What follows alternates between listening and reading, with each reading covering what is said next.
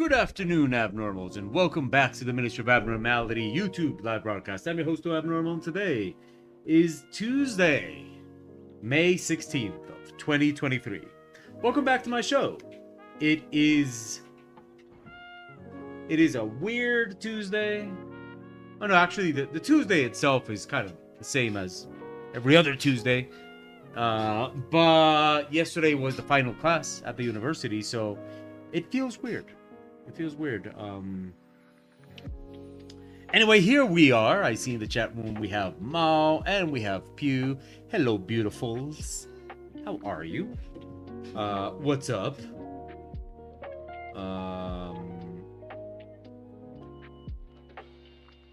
How's everybody doing? How you doing? Today I'm gonna do something a little different. What I'm gonna do today is I'm gonna die of heat, probably. And then that's it. I mean, you're dead. You're done. So yeah, that's you get to watch it live though, so that's cool. But okay, no. I suppose I should do something other than just something before I die. Nat Class, hello. So today I have two options, and I can do both, or I can do just one, depending on your guys' feedback. So the two options I have are, one is I wanted to put some color on the image I was working on last Friday. And option two is working on the level for the video game level that I'm making. So,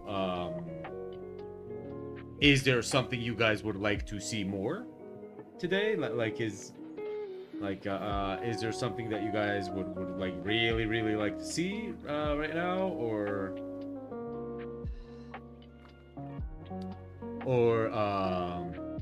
what thoughts do you have?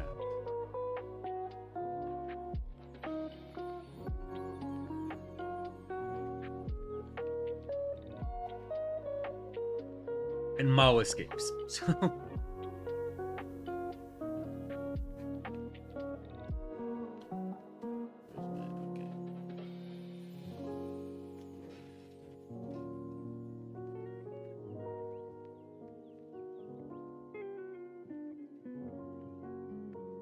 Kissing Wolves, hello.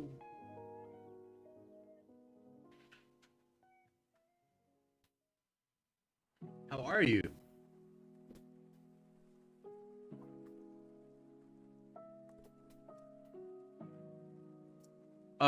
Yes. I'm always on YouTube these days because Twitch just doesn't, but for what I do, Twitch just doesn't work anymore, right? Twitch is not like, I don't want to be one of those streamers that blames the algorithm and stuff like that, but the truth of the matter is that if you are like an artist on Twitch and you're not like doing, I'm not, how can I put this? I'm doing art that is not erotic. I'm doing a stream that is not erotic. I'm not playing a video game. I'm not doing commentary or reactions or anything like that. I'm just sitting here and doing art the best I can. So Twitch doesn't really care about me very much.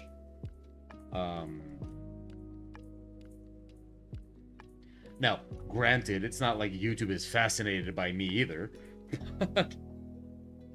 But I feel like YouTube is a little bit more of an even playing field when it comes to just like, hey, if I'm just gonna sit here and do art and chat with my people for a while, it seems like YouTube is a little bit more of an even playing field than Twitch. So yeah. And since I'm in the process of making YouTube videos myself, it makes a little bit more sense to do stuff that's gonna help me grow the channel than to be like dividing between both. I can multi-stream, but I have to admit that up until now I haven't had time to figure it out. I might have time to figure that out now that university's done. Night Cow, hello! How are you?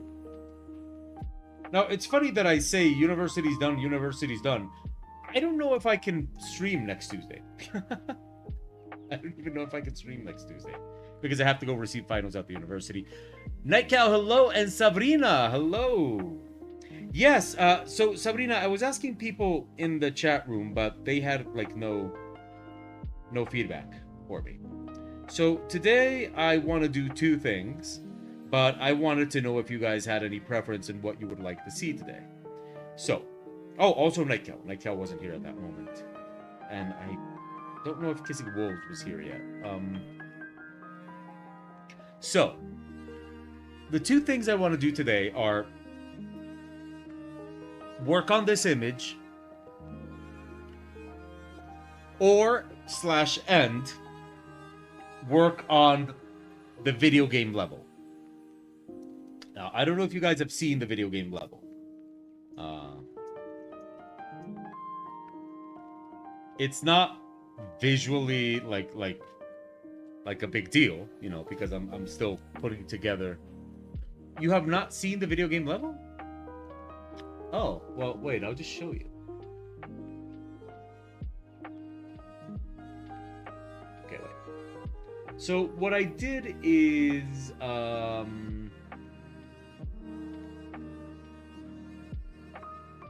me see if I can get it on this screen. Wait. Okay, let me put it in windowed mode.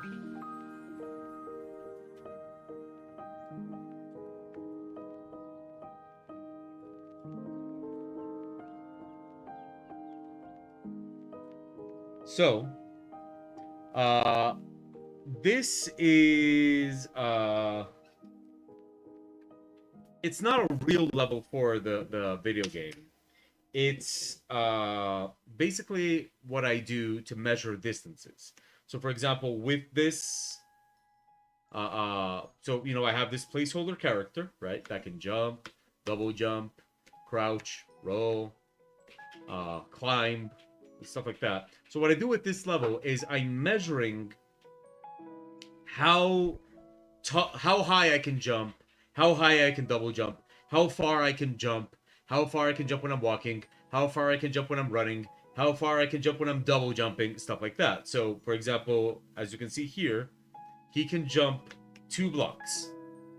And then he can double jump 4 blocks, which made sense to me, right? The double jump should be double the height of the original jump, right? Okay. So here, for example, is how high he can touch. So he can go up to that height, which is, I measured that. It's 5 blocks. But I have it all written down. Like if you know, I have a notebook here with everything written down.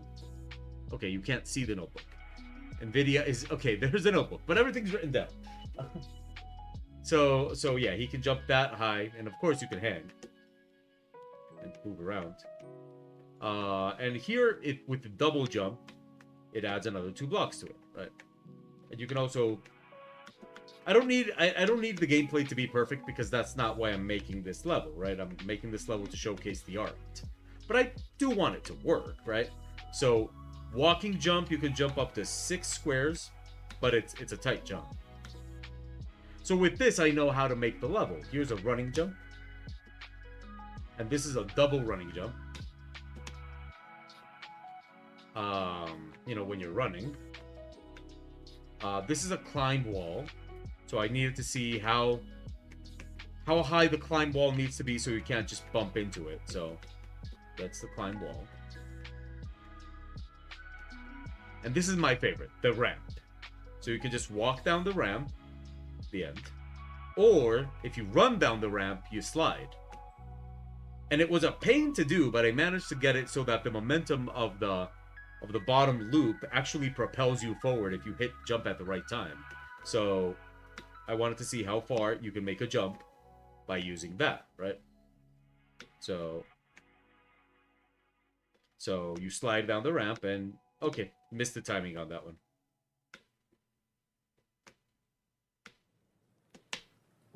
There we go. And these are wall runs. So I was also measuring the distance between wall runs and if we can chain wall runs, and also if we can jump after a wall run. It took a little bit of a manipulation to make it so that you can't double jump after a wall run. So you can run on the wall. It's not very big, you know, I didn't want it to be like a super wall run. But if you run up to it, it will keep your momentum. So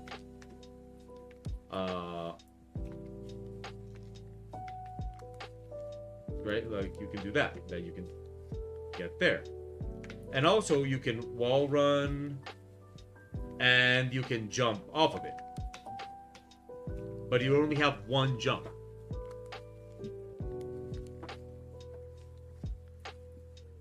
So let's see,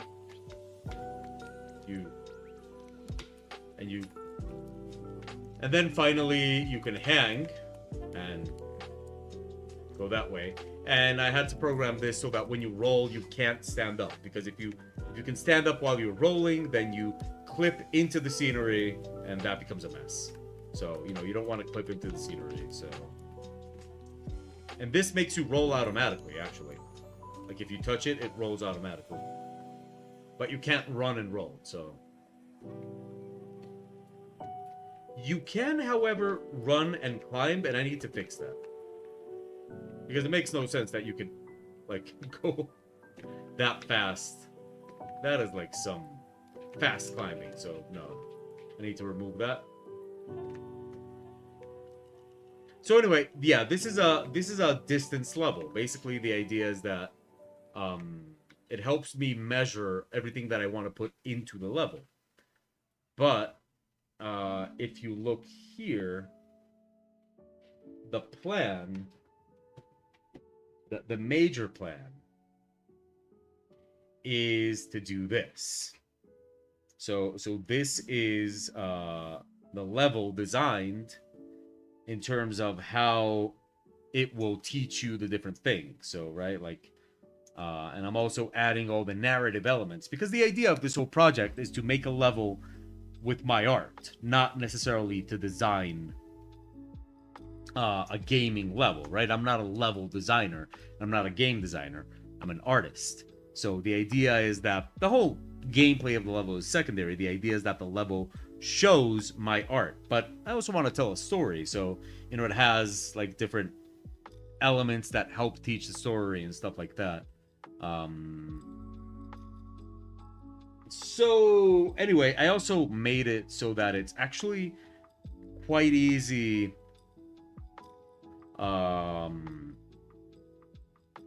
It's actually quite easy to build. Okay, wait. Let me show you. I do need to export. It's actually quite easy to build. And by the way, hello, JP. And this is like by virtue of Clip Studio Paint. Like Clip Studio Paint is just that easy to use. I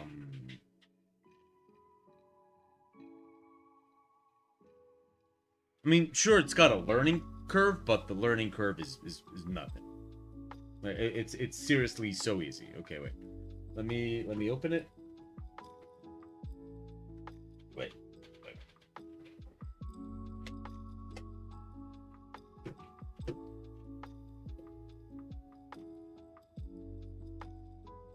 No, I'll show you. I'll show you what it would be.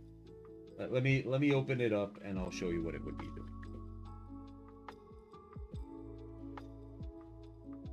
It is so hot.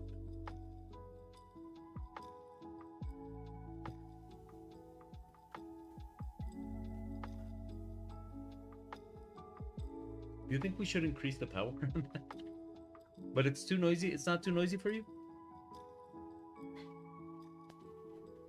Okay, here we go.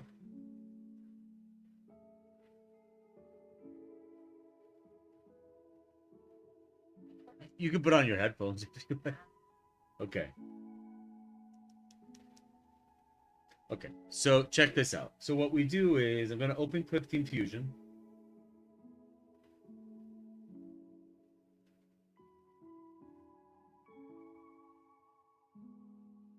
It's not that it takes long to open. It's that you have to open it through Steam. So here's Clickteam Fusion. Right, so we're gonna go with that. Okay. Sorry about that. Okay. So for example, here is level 1. Right, but this isn't actually level 1. This is just the first level that I worked on. But this was more like a proof of concept. So like building a level here is as easy as, okay, I want a platform here, so I just put that there and that there and the end. And so I have everything here that I've already programmed to you know, do what I need to do. And all I got to do is drag and drop. And that's that. It's that easy. And then if you want to test, you just press F7. Wait, I'm going to remove a full screen window from this.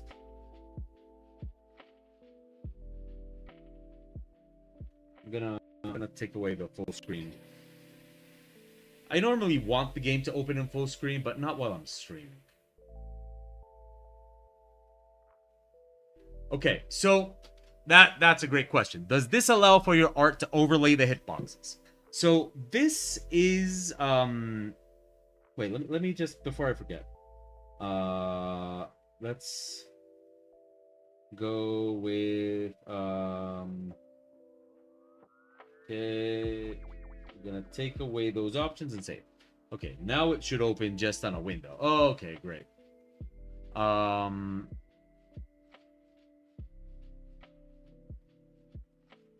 And where's the menu bar? Thank you. Okay. So here, check this out. So the way I'm doing this is, so what people normally do is that they make the tiles the graphics as well, and they program the collisions and all that into the tiles. So what I'm doing is a little different. I have these simple, very geometric tiles, and I can build the entire level this way. And then I can overlay the graphics and just have them not do anything as long as they coincide with this. And so if you look at this one, this is exactly that. I'm gonna remove the grid. So this one here is exactly that. Every single one of these graphics is just overlaid on these tiles, as you can see there, right? Now, this I did a while back, and the mistake with this one is that each one of these is literally just like this huge image. So what I did was, but it's a mistake, right? Like this is just something I learned not to do through experience, but I'll show you. So what I did here was, wait, let me just open it up.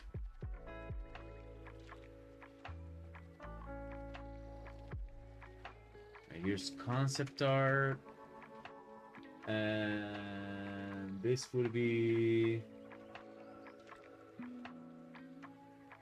Okay, if we get it by date modified, that would be... It's gonna open up.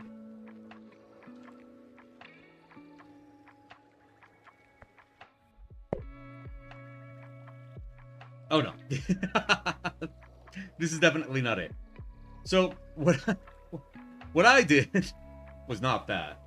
Um, what I did was I literally made a screen grab of the level with the boxes, and then just drew on top of that and imported the image into Clickteam Fusion, and that's how I got this level to work. And if you look, like I can, I can overlay it that way. And to each screen grab, I would assign a different velocity so that it would give the parallax scrolling. And so that's how you get this as a result, right? Like you get this, and it does the parallax scrolling. You can see it right there.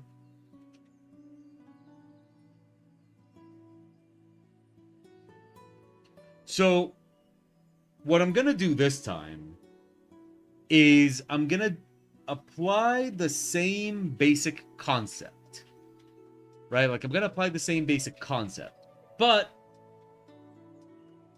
instead of just making a huge kind of, because this is just literally an image I made just like that.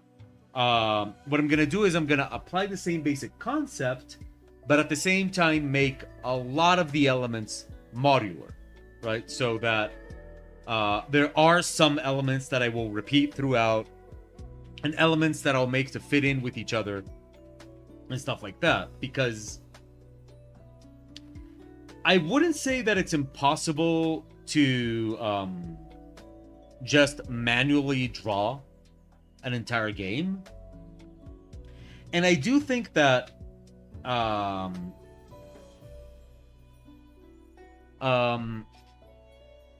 with the power of machines today and the size of the files for games these days,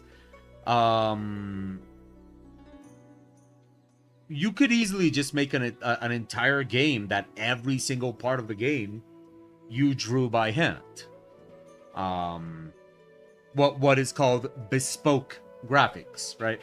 So where every single graphic in the game was made specifically for that part of the game. The thing is that would take a long time, but I don't even think it would take forever. If you think about like a small duration 2D platformer, I don't think it would be entirely insane to do that. So what I'm gonna do is something in between, right? I'm gonna make one level. I'm just gonna make one level, and a lot of it is just gonna be a huge drawing that I made and that you can play around in.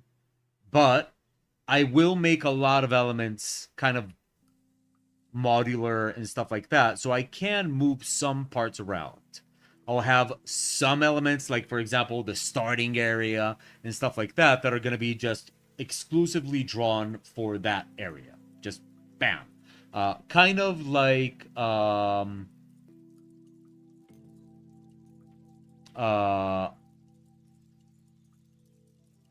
so kind of like a point and click adventure game, right? A point and click adventure game, every single screen is just original art, right? But maybe I'll repeat a rock here and there and stuff like that to save some time, but most of it is so the way, like the method I'm using is that if we go back to the one I was working on, is that I do this, right? Like this is what I do here in level 1. So we do this, and I basically get everything working like this. And as soon as the level in this way works 100%, is fun to play, and all that kind of stuff, then I just go in and make it into a painting. That's my objective, right? Realistically, if you had a team of, I don't know, 2 or 3 artists working together, plus somebody managing the program, the program part, like as like a full 2D platformer done in this style should not be that much more of a hassle than the regular way they're normally made, where each and every single graphic that they put in is modular, right? So everything is tiling, everything is modular. Now, if you made an entire game where, let's say, 60% of the game is bespoke graphics, it really shouldn't be that much bigger of a project with this type of game, right? With a 2D platformer.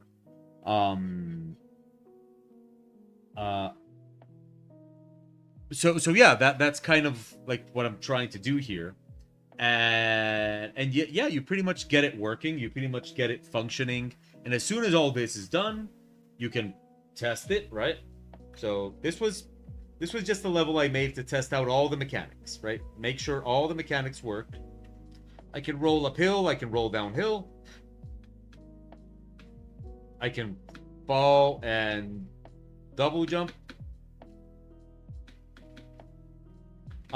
Actually, here there's a problem where if I fall, I can double jump still, but I fixed that in the other one. So, running jump, running double jump, slide. Here you can slide and jump, or you can use the ceiling.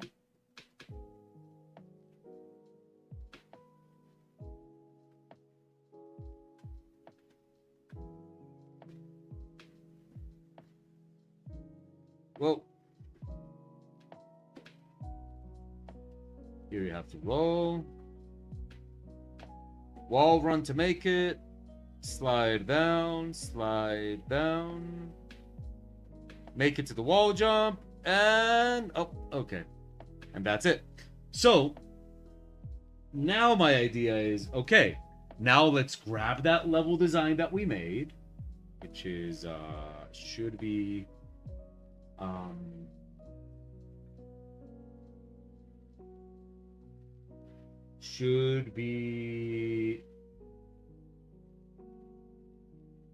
here. Okay, so let's grab that level design that we made. I have it here.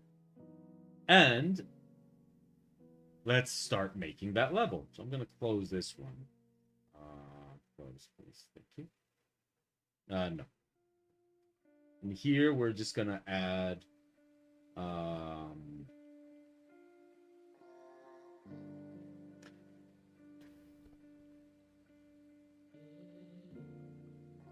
Thomas Brush. That sounds so familiar. So familiar. Okay, this would be tutorial level 01. Okay. So here we go. So no, actually what I'm gonna do is I'm gonna delete this one, and I'm gonna clone the distances level. This one I'm gonna name tutorial level 1. Okay, and let's just delete everything. Well, actually, wait.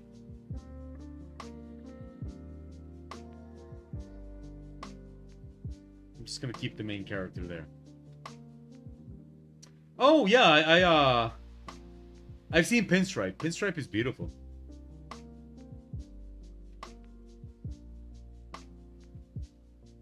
Okay. So, we start, and here I have my distances, my distance measurements. Here they are. Okay. So, we're gonna start.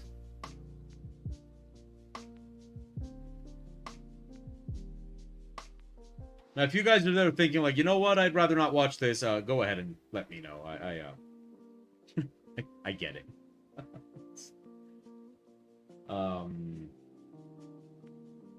Okay, let's... So this is where we start. Gonna move this up a little bit. And so as far as I have it, wait, let's do it with a draw.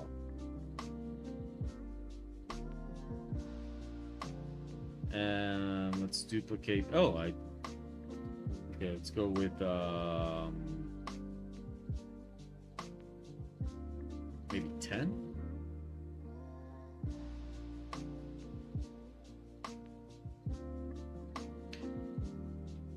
Okay, I think there wouldn't be enough area here for what I want. So I'm actually not gonna tell you guys the story of the game because I don't wanna spoil. I don't want to spoil the game because the game does have a story. I did actually come up with a story for it. Because the idea, okay, so here's the thing. Now, in case you're wondering, like, why is he doing this? Why are we being subjected to this? Okay, so the thing is,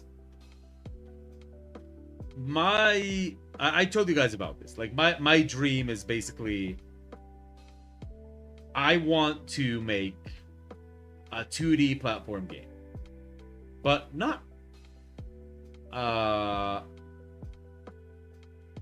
necessarily like just, you know, I want to make a 2D platform game, end of story. No. I want a 2D platforming games are some of my favorite games, and they're the games I grew up with. They were my favorite. There is an argument to be made about if the games that I would mention are 2D platformers, because, for example, Double Dragon. I love Double Dragon, but Double Dragon wasn't really... I mean, it's a 2D platformer, but it's more a beat-em-up than anything else. I don't know if you guys know Double Dragon.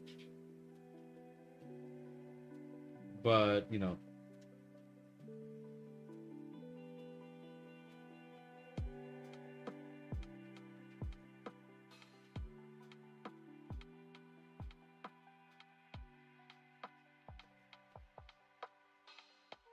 Okay, wait.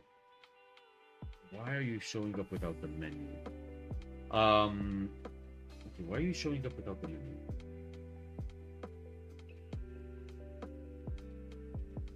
Oh, I see what's wrong. Where is the information here? Okay, let's see what are we missing? Frame editor? No, that's that. Data elements? No. Okay, so here's the thing. Like, you guys not only get to see me trying to working on this, but also trying to figure it out. And the reason is because I worked on this 6 years ago. So I've been like here trying to remember everything.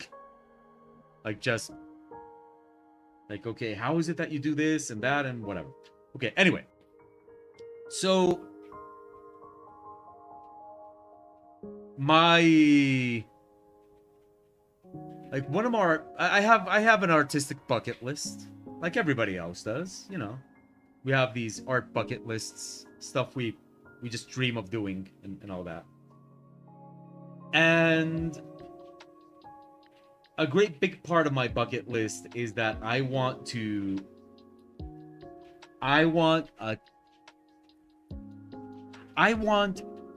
2D platformer. The kind of game that I love and used to and grew up loving with my art. That's what I want.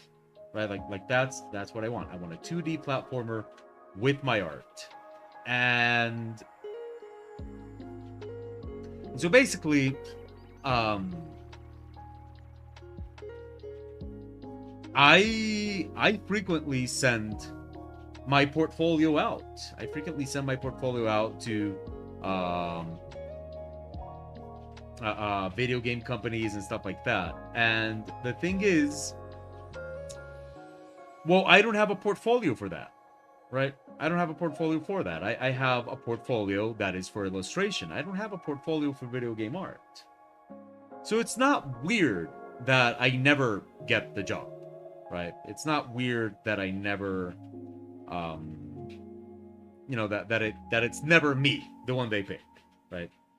I don't take it personally, and I also don't take it as a. I also don't take it as, for example, my art not being good enough. I get it. My portfolio just doesn't show what they need to see. Now, the problem is, I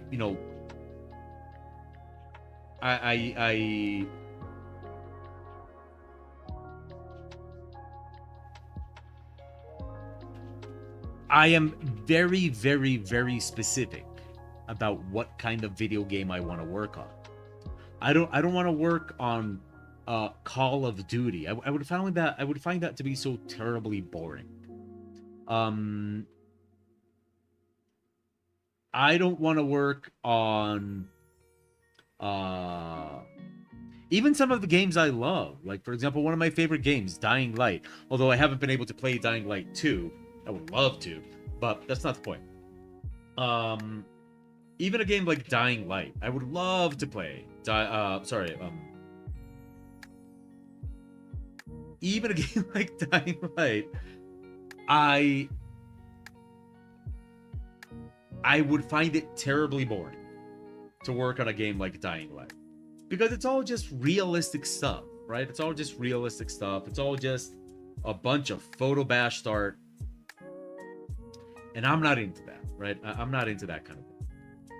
So what? So I figure, okay, if you wanna, okay, so here's where I teach sorry, I'm all over the place. Here is where I would teach the player to jump. You can see right here, right? Like, this is where we teach you to jump. Now you can only, and that's why I was doing the whole measuring thing, because you can only jump 2 squares. So now I know that has to be 2 squares, because you can only jump 2 squares up. So I don't want to like work on a game like Dying Light. I don't want to work on a game like Call of Duty.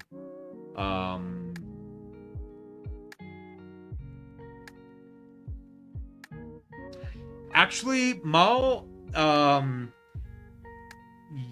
Sequelitis is one of the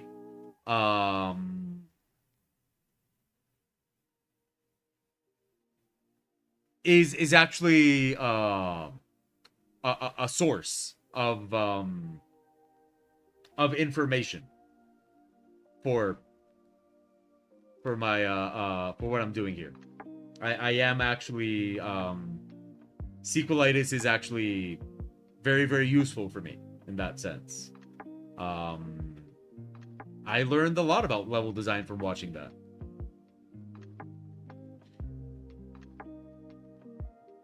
So the thing is, I'm very, very specific about the kind of game that I want to make, right? I know what kind of game I want to make. I know that the kind of game I want to make is a 2D platformer.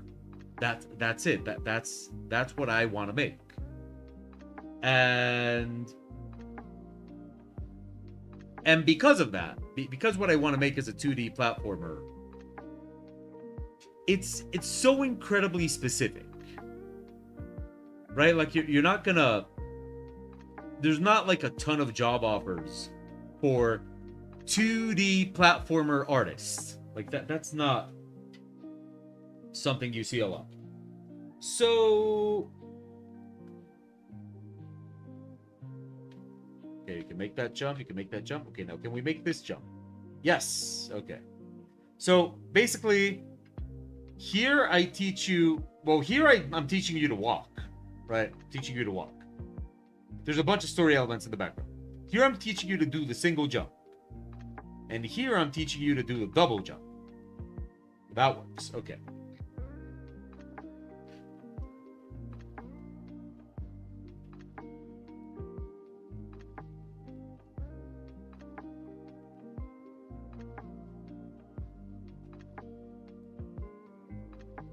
Why are you not showing me the menu?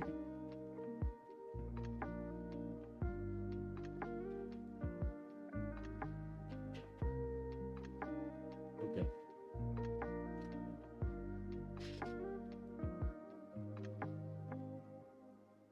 So that's basically the thing, Nightkel. I want to do 2D art for a platformer.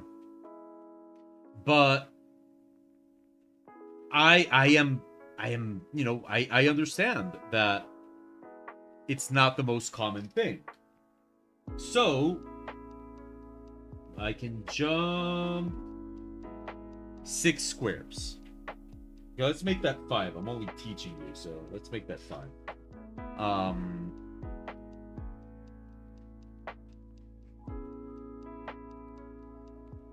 So since I know that you can't really, no, it's not really realistic to expect the specific art style that I make to be, you know,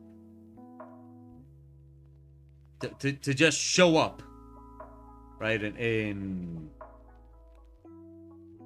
what people want from me. For example, the other day we were talking about Blasphemous, and yeah, I mean, like, Blasphemous is great, but it's also pixel art, and I don't do pixel art. I don't have anything against pixel art, but that's not the point. The point is that pixel art is not what I do. So I figured, okay, I'm gonna have to make for my portfolio the assets for my own 2D game. And doing that, Clickteam Fusion is so easy to learn that if I'm gonna make the assets for a level, I might as well make it work just for fun. And and I think that as a portfolio, it's a lot more impressive, right? To see the artwork, 1, 2, 3, 1, 2, 3, 5. Okay, that would be okay. So this would have to be a running jump. There's no way you can make this jump without. So I figure as a portfolio, it's much more impressive if your portfolio actually works. You know, if the level that you're showing, if what you're showing with your art is with a playable level, right? That's gotta be way more impressive. And yeah, Clickteam Fusion is just that easy to use. So why not? You know? Okay, so here, by the time they reach this point, they should know how to jump, how to double jump, how to do a walking jump, and how to do a running jump. Let's see. Okay, let's see. So, okay. We don't know how to run yet, but we can if we want. So, single jump, single jump, single jump, double jump, walking jump, easy. Walking jump there. This one needs a double jump. Of course, we're not killing anybody yet. You're just learning, so no death yet. Double jump. Okay, walking single jump, walking single jump. This needs a double jump. And here we learn how to run. But I'm gonna need more space for the run up because I don't want people to maybe feel like they don't have enough room to do the running jump, and I also need space so I can have the graphical part show you how to jump. So I need that too. Oops, webcam fell. Sorry about that. You okay there, Pia?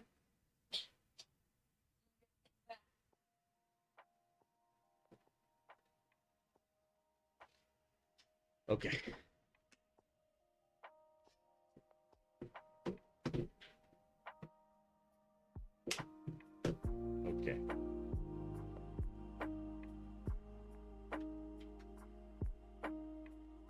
So I'm gonna give it more space. We have here, what if I put it here and assign more space to that running jump? Right, so like people really feel that, you know, got all this space to run and jump. I don't even have to make it a very big jump. Just a jump you can't do with a walking jump. Okay, let's save that. Okay, here we're gonna have another double jump, so that's 4 squares there. And we're gonna jump up here to this platform, which you could also jump from here, but, you know, we need space to put our decoration. Can I have pointy platforms? I don't know if this platform would work. Can I have a pointy platform here? I don't remember if it works. Okay, I'm gonna have to, let's see. Okay, keyboard, here we go. So there's a lot of things in the game that I don't need to solve, right? Like, for example, because first of all, I'm not gonna sell this game. It's gonna be available to my Patreons as I make it. See, this one.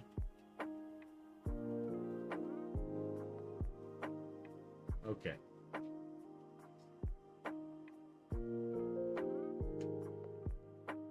So, ooh, Mao. Well, you will be pleased to know that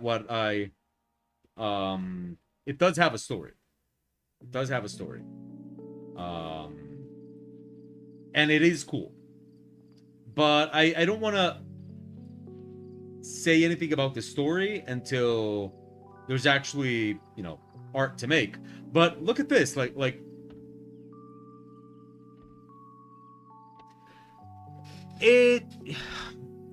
it's simplified. It's simplified. It's okay. Without spoiling the story, I can say this. You start out in a dungeon, like in a prison, and you're making your way out of the dungeon. And along the way through the dungeon, you find bodies and stuff on the wall and all that kind of stuff. And basically the idea is that the whole environment of the dungeon. Oh, I know why I'm so red. I haven't turned on the light. Wait.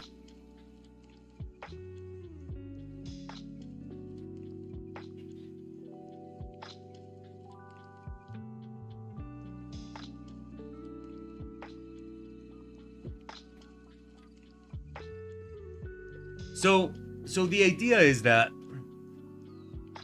all the bodies and the stuff on the walls and everything that you see in the dungeon on your way out of the dungeon is gonna tell you the story of I can actually remove it. Somebody, no, don't worry. Is gonna tell you the story of who you are, why you're there, and why you are able to escape the dungeon. And basically, my ability as an artist comes into play where through the art in the level, you can learn the story and it gives you hints as to what you need to do without it being like a sign that says, hey, jump here by doing this. Like, no. The idea is that you I wonder if I can make the grid a different color, because it doesn't just bother you, Sabrina, it also bothers me. So let's see, settings.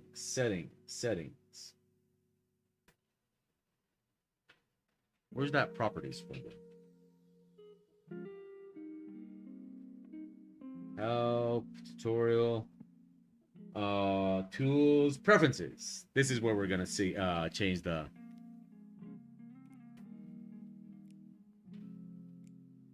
workspace dark. General, storyboard, frame editor, event editor, event list, extend. Okay, I guess it doesn't have anywhere to edit the grid. Okay. So the idea is generally that through the art, you should be able to get hints about the game, and you should be able to get hints about the story without having to spell it out to you, right? Without having to put a sign there that says, "Hey, look at what happened here," right? You know, I am a firm believer in the show don't tell school of thought. Like I believe that is the way to go. So I think that if I can make a level that shows you the story and teaches you to play the game, then that is a demonstration of my skill as a 2D artist for platform games. Right? So, okay, so this is the wall collide, which is where we learn to climb.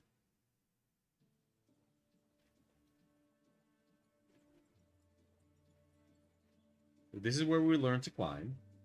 And like I said before, up until now, no consequences to missing or falling or anything like that. Also, you might see that everything I do kind of like snaps to the grid. That you can activate and deactivate. You can put anything anywhere. It doesn't matter. Right? I just find it useful to snap to the grid because, you know, snap to grid, but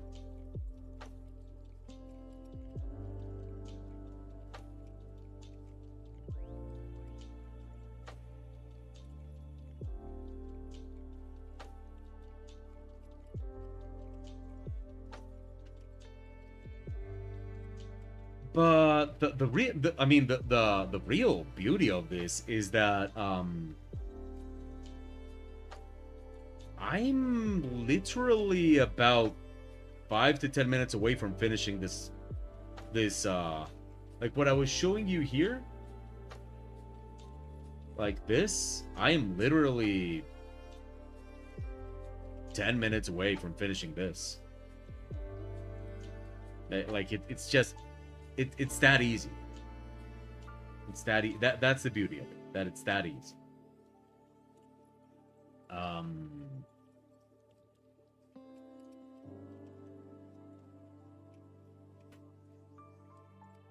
Okay, so we need to make this here so that you can't. Okay, and we're gonna grab you and place you. No, wait, that's not what I wanted. Grab you. Now, of course, this isn't the most advanced video game creation engine. You know, it's there are better, right? There are better video game creation engines, but it is so easy to use. And there are some very decent games made in this engine. Now, say what you will about the game itself, if you like it or not, but you can't deny the success of Five Nights at Freddy's. And Five Nights at Freddy's, the original, was made in Clickteam Fusion.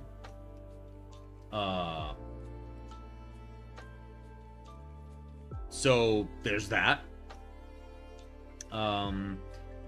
I've never been a Five Nights at Freddy's fan. I don't mind it, right? Like, it doesn't bother me, but I don't, you know, it's very relevant to me.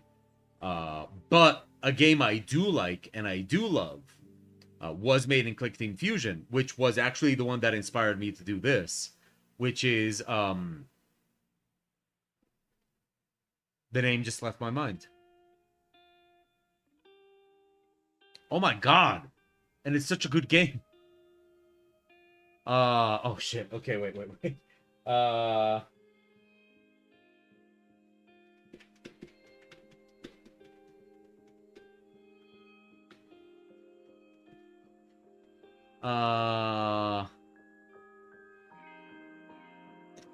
okay. There's I Wanna Be the Guy was made with Click Theme Fusion. I never played I Wanna Be the Guy, but there it is. There's Freedom Planet. If any of you have played Freedom Planet, it's like a Sonic the Hedgehog style of game that was made in Click Theme Fusion. Not a Hero, and if any of you have not played Not a Hero is a great game. Not a Hero is a great game. It's a lot of fun. It's also made in Click Theme Fusion. And yeah, Freedom Planet is amazing. And the one I'm looking for, which is a Metroidvania, and the one that inspired me to do this, is... Wait, I have it here in my library. Alphabetical, please. Axiom Verge. Yeah, I was never going to remember that. Axiom Verge was made in Click Theme Fusion. I don't know if the second one, but the first one was. The first one is made in Click Theme Fusion.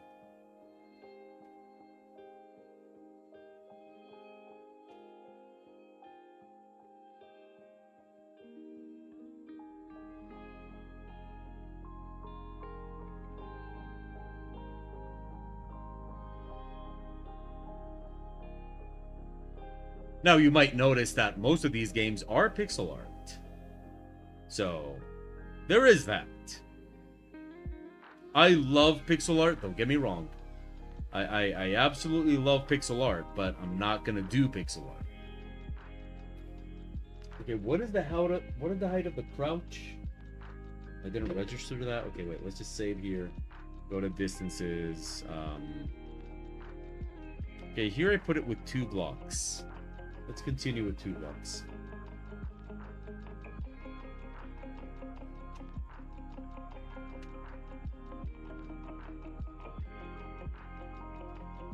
And this is what I call the crouch ceiling, which makes it so that if the character is touching this, the character can't stand. And that's important because if you stand, like if you don't put this to limit where you can stand, then the character, like if you crouch and go under something, the character will be able to stand, and then it'll click through where they're crouching, and that's just no good, right?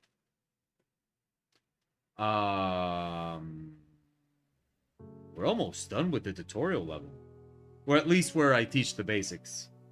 I would have to do the rest of it where I teach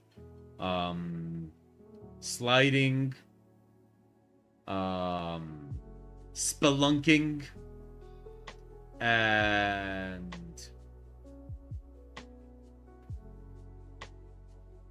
and wall running, but I haven't designed those yet. So this is pretty much...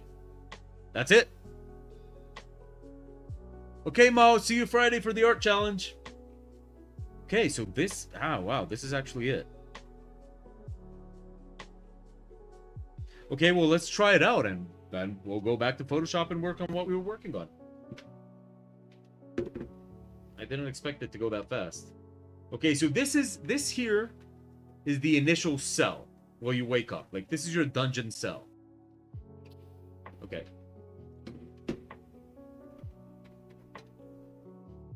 Hello. Okay, wait. Did the webcam get disconnected? Yo, webcam.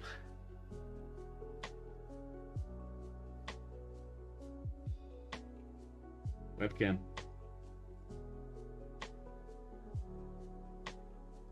Hello? Ugh, wait.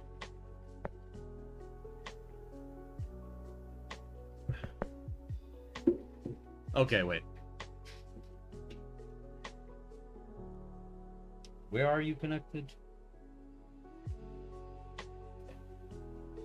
Let's go. Let's go.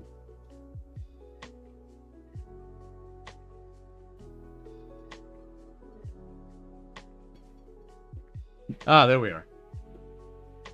Go webcam, let's do this. Okay, so the idea is that this is the initial dungeon cell. Like, this is the initial dungeon cell where you start out. And so as you go out, you start seeing all the bodies and all that kind of stuff.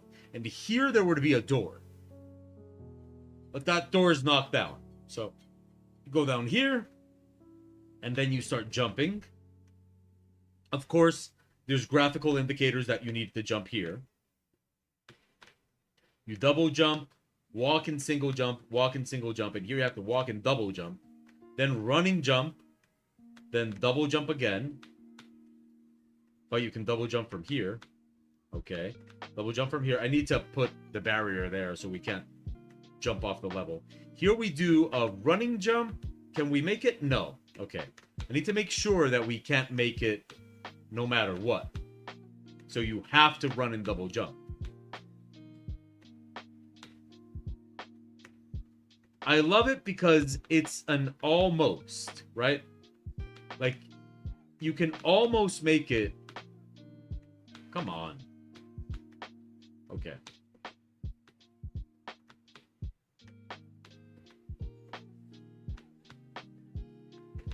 Like, you can almost make it, but there's no way you can make it. Oh, I made it. Damn it. Okay. Okay, yeah, that running jump is it reaches far. Let's fix that. There's no way you can make. Oh, you made it. Okay. What if we just eliminate? I think maybe one block will make the difference. Okay, I can't make it up there. That's important. See, like, I can't make it up here with a jump. I can do the double jumps here, but that's inevitable. I mean, unless I want to program into the game that the character can't double jump until I give it to him. But I don't want to go that far. You know, that's like for a fully fledged game, and I'm not doing that. Okay, now. Damn it. Okay.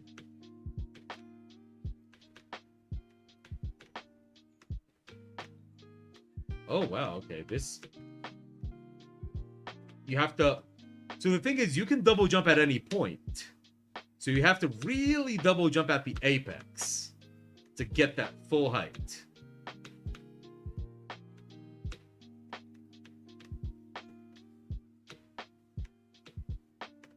Okay, let's see it again.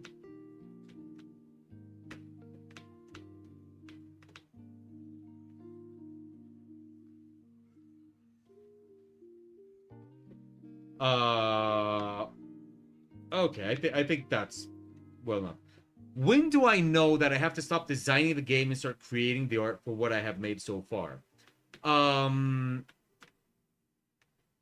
think. Well, I was actually talking to a level designer friend of mine. His name is Kendall. He's been here in the chat room a couple of times.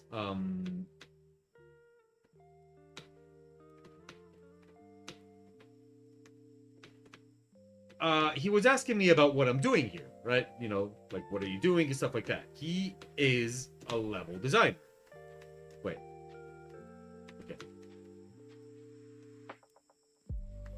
He is a level designer. And...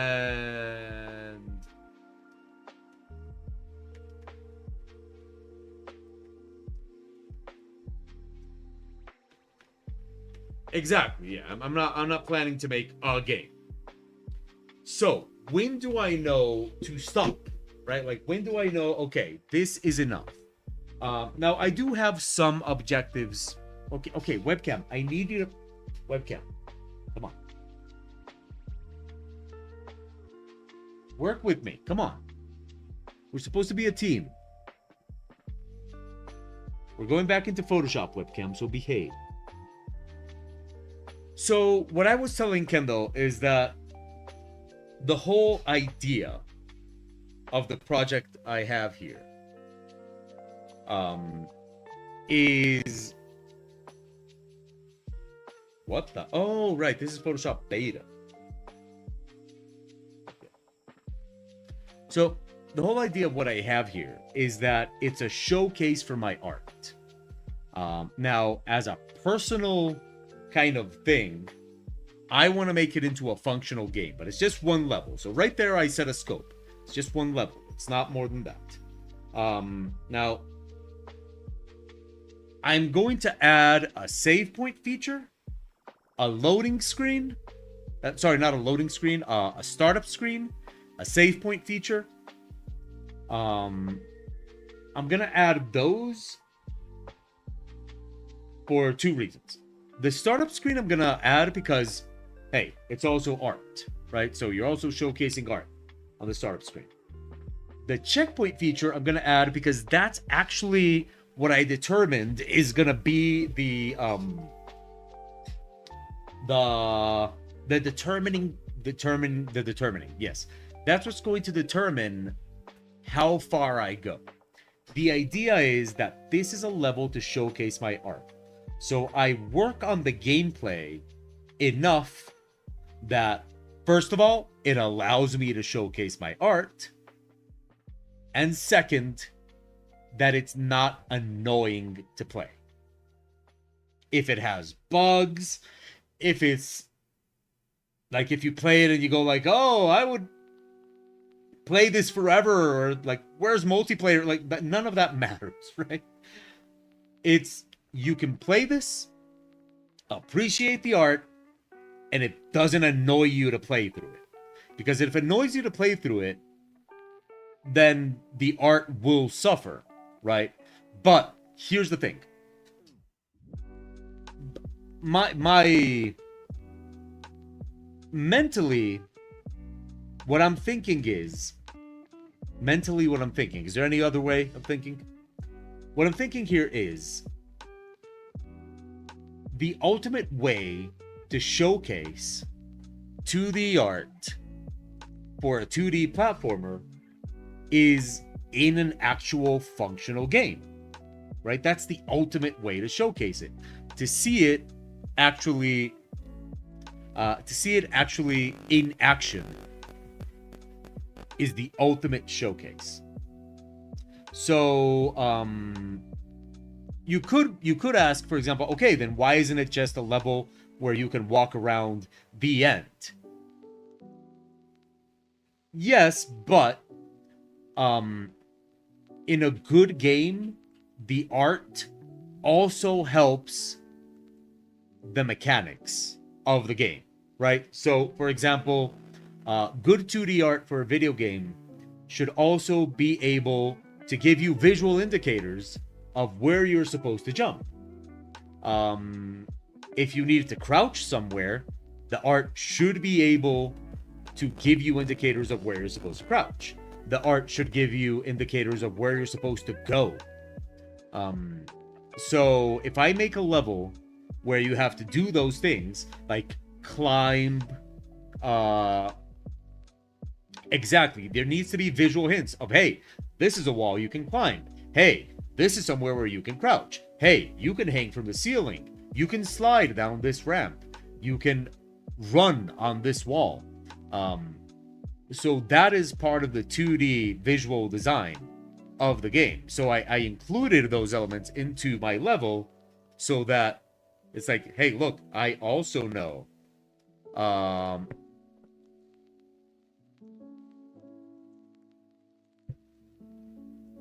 Yes. So that would be naissance, or however you pronounce that in French. Yes, nice on set. A beautiful game. Um, so that's kind of the thing. Like, okay, I'm making a game where uh the idea is okay, it showcases what I can do, and it shows that my design is not just, oh look, he can draw pretty. It's also, oh look, he actually knows what a game uh needs, right? Like he actually knows what you have to do for a game to work. And so the art is in service of the game, um, while still looking amazing, right? Um, because that is a problem that a lot of artists have, and I'll admit I've been guilty of that many different times throughout my career, and it's that we kind of forget that illustration serves a purpose, and that if the illustration doesn't fulfill that purpose, then the illustration really isn't worth that much, right? Like if the art for a game is almost not letting you play the game, then that art is no good. As beautiful as it might be, if the art is so beautiful that you're not playing the game, then it's no good. Now that doesn't mean that the art should like tone down the beauty so that the game can work. I mean, you look at a game like Ori and the Blind Forest, and holy crap, is that game insanely beautiful. Although I'll admit,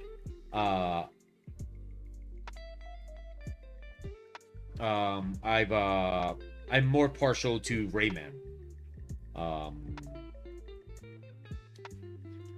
the music design of Control, no, I've never heard anything about the music design of Control, and I love Control. But what's up with the music design of Control?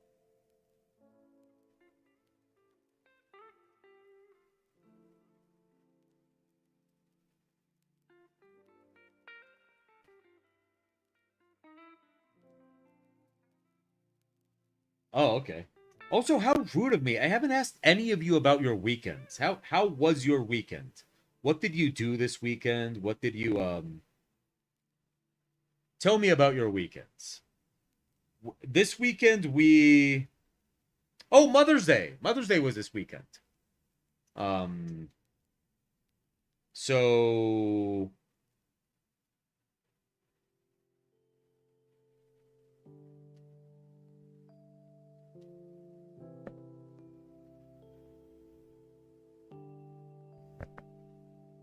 um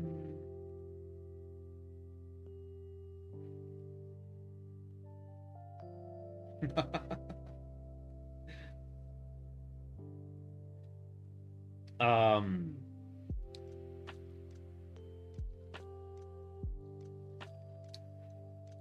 well, we started watching the new season of Queer Eye.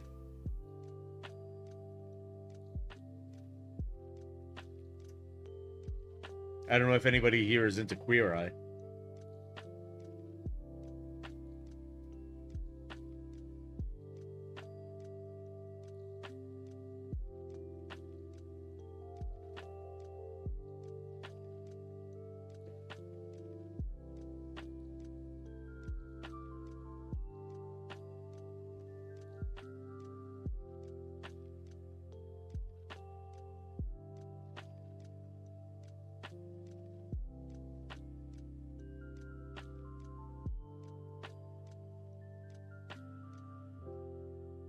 Weekend was fine. Dan got the new Zelda, so I mostly just hung around while I watched the new Bridgerton on your phone.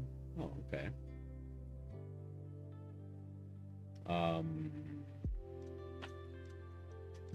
gotta admit, the new Zelda does look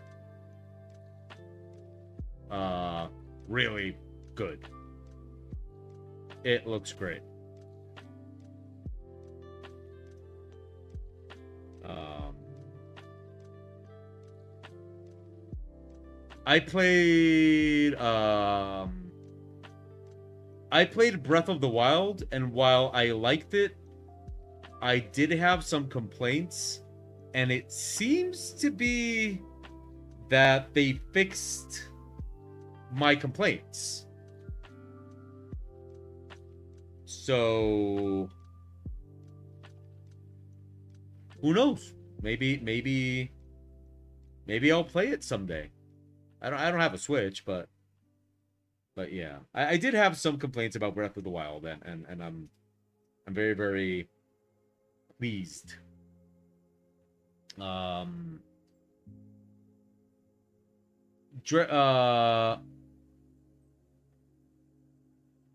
I thought Breath of the Wild was very interesting,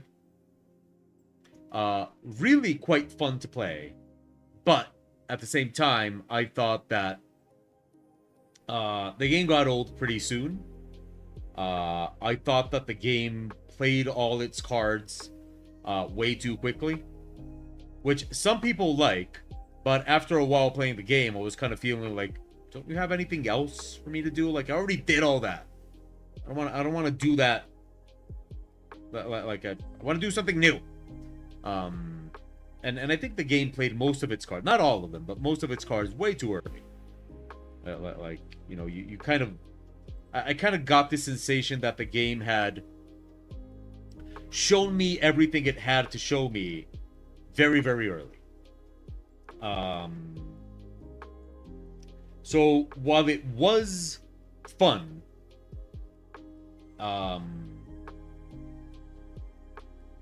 after a while, I was kind of looking for more stuff to do. So I know that they fixed that in the new one.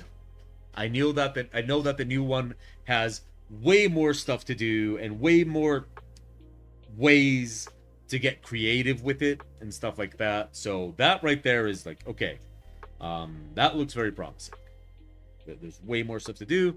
It looks like there's many more ways to be creative. My other complaint about Breath of the Wild, I don't know if they fixed. And Nat Class, feel free to tell me if they did, because I mean, honestly, feel free to disagree, but if anybody here's playing Zelda for the story, it's like, have you ever played a game with a good story? Zelda's not exactly great for its story. It's simple, it works, but it's not exactly let's not say that we're there for the story. But anyway, so like I said, the first thing I didn't like is that I thought that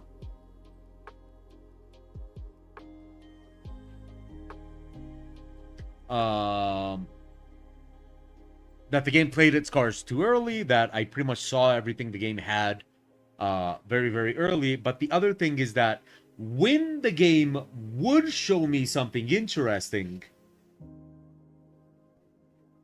I always felt disappointed in that it never felt like it was living up fully to the potential of what it was showing me. For example, the game lets you climb and go anywhere you want.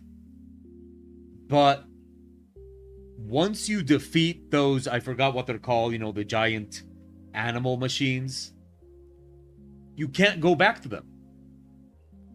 And I really wanted to do that. I really wanted to, like, go back to those giant animal machines, climb all over them, like, just, you know, explore that. Game wouldn't let. Yeah, no, you can go back, but you can either, like, I don't remember if you can either replay the level or that's it. Like, I wanted to climb all over, like, I wanted to, you know, to do something else with that. For example, when you go to the desert, I remember this very, very specifically. There was this area in the desert, and I went down to this, like, kind of underground cave feeling area. And in that underground cave feeling area, there was like a giant skeleton. And suddenly there was like an old abandoned temple. And that was it.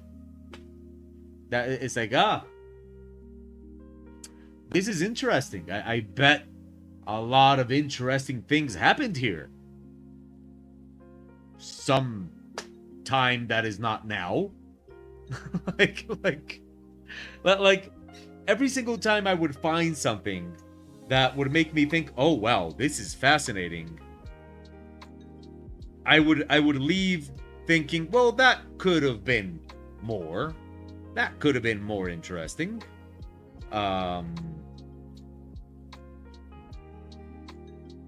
So I would always feel very unsatisfied, right? Like oh, you know, there's so much to do, but at the same time, there's not that much to do. There's stuff to look at if you want to go and look, and that's it. And the stuff that there was to do, I just really wasn't that interested in. Like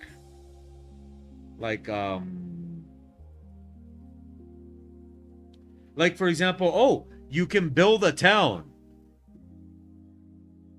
I'm sure some people were delighted with that, maybe even some of you, but I wanted to explore. I wanted to find fascinating new monsters. I wanted to suddenly find an underground world and all that kind of stuff.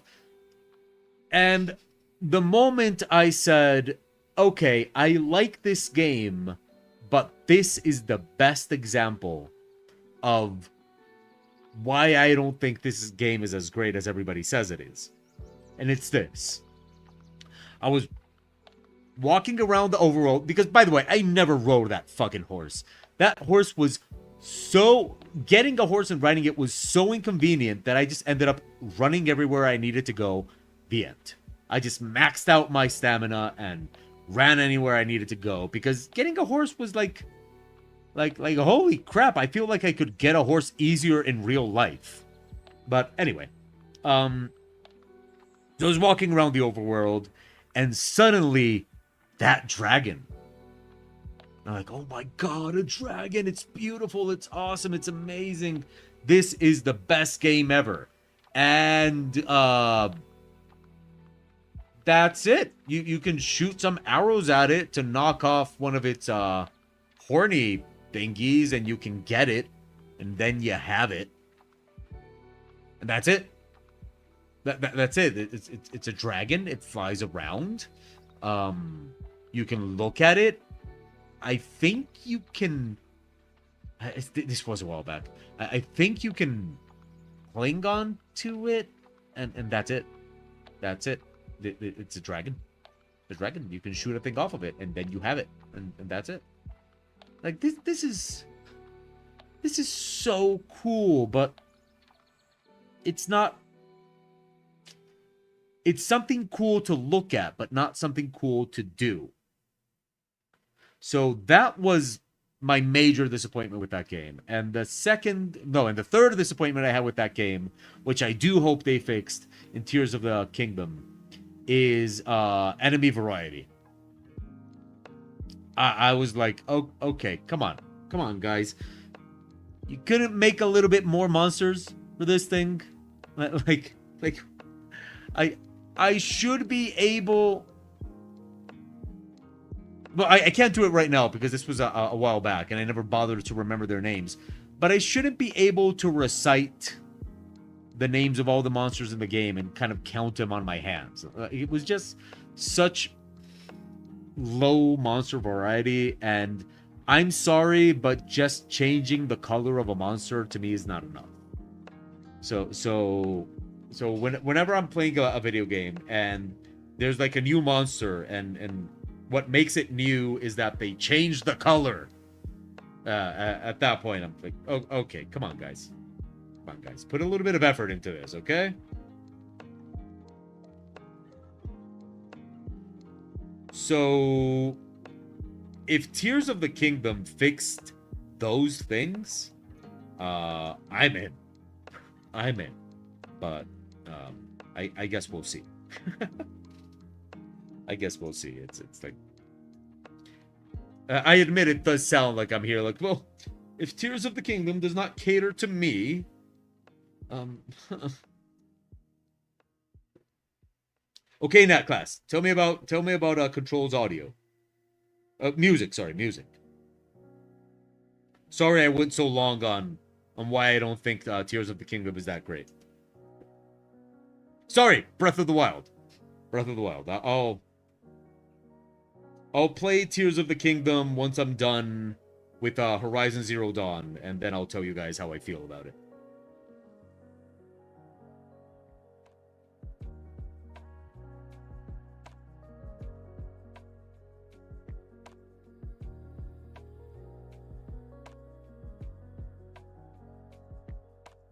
I haven't played the game, so correct me on where this is, but there's a level that has a song played in it called Take Control by Old Gods of Asgard. Okay. The band is a fake band that's actually Poets of the Fall. Okay.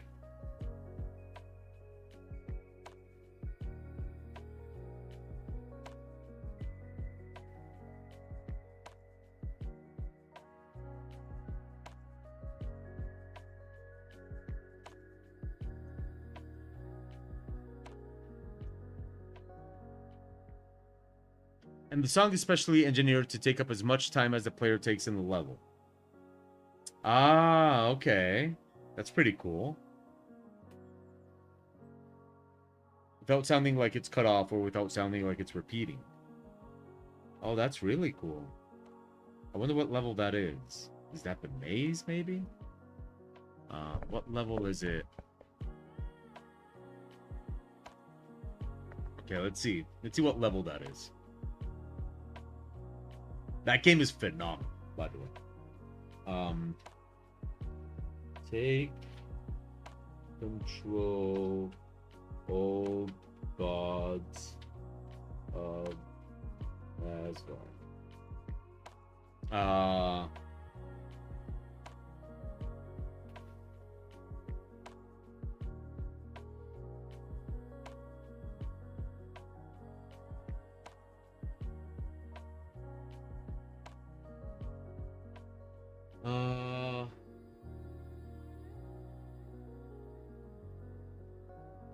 Let's see. Yes, the Ashtray Maze. It's a maze puzzle that the game has, and I have played through it. I'll have to look at it again and pay more attention to the music because that was a few years ago and I don't really remember. So that maze has something in that game that you can't solve the maze. You can't solve the maze until you've done a certain thing in the game. So I actually got into the maze without having gotten that certain thing, and you can get back out of it, right? Like you don't have to stay there. Like you can get back out the way you came in, but you didn't solve the maze. So so I got into that maze and I stayed in that. Like I tried to get to get through that maze for several hours until I realized that okay, you know, the game, like I'm missing something.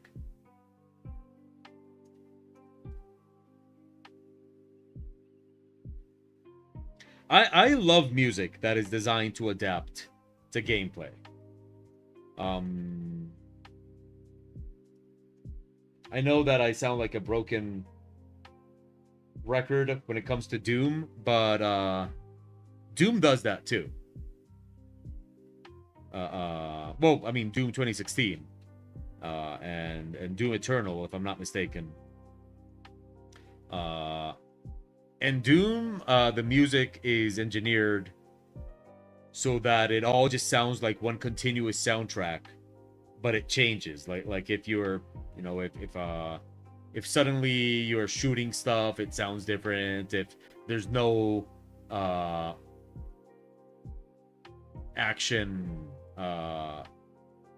then the music sounds different.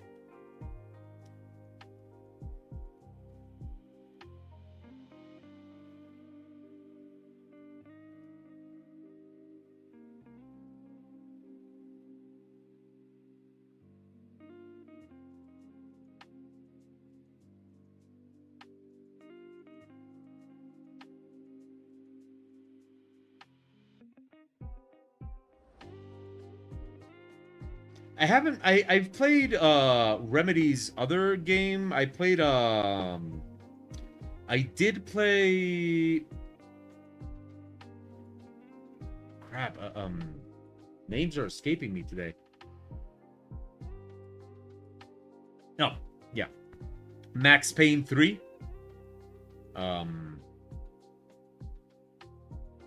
I did play Max Payne 3, which I thought was great. I know a lot of people didn't like Max Payne 3, but I loved Max Payne 3. I played Alan Wake but didn't finish it. But Alan Wake was amazing. I mean, what I played of it. I keep recommending it to Pew, but Pew is a one game girl. She if she gets into a game, she plays that game and that game alone. Which I am incapable of doing. Fuck, it's lucky if I even finish a game, let alone play just one.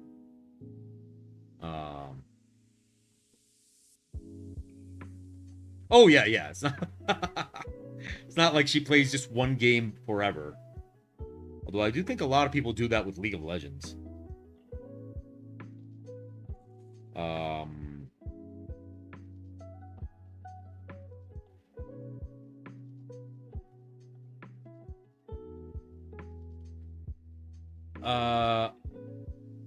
But anyway, so I played Max Payne 3, I played Alan Wake. I did not play. So the thing is, supposedly Control, Alan Wake, and this other one, they're all supposed to be in the same universe.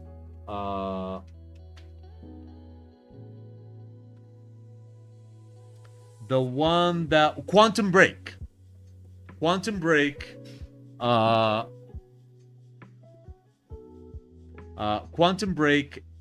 Wake, and Control are supposed to be in the same, all in the same universe.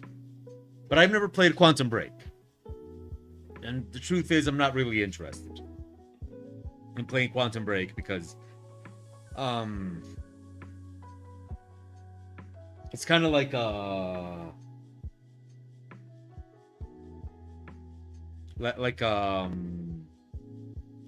interactive movie from what I've been able to see of it, and that just really does not sound like my jam. Games like Detroit Become Human,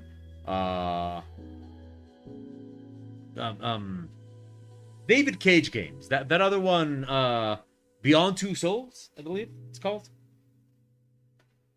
Stuff like that just really doesn't look like my jam. It just just really not my jam. Yeah, I don't, I'm not. I can take a QuickTime event here and there, but a game made out of QuickTime events, no, that's not for me. I've heard that I forgot the name of the other game that is not Beyond Two Souls. Heavy Rain. I've heard Heavy Rain is really good, but I'm just not interested in that kind of game.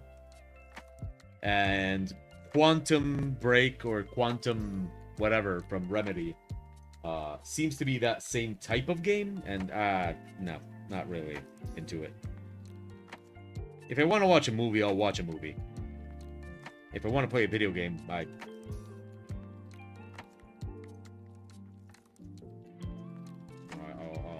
that's what I'm in for.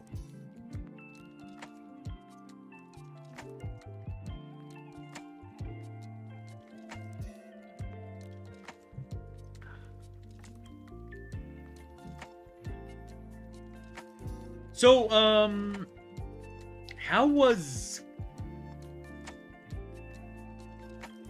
the whole streaming of working on the video game level? Was that entertaining to watch? Were you all just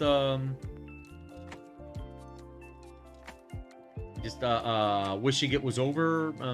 How did that go?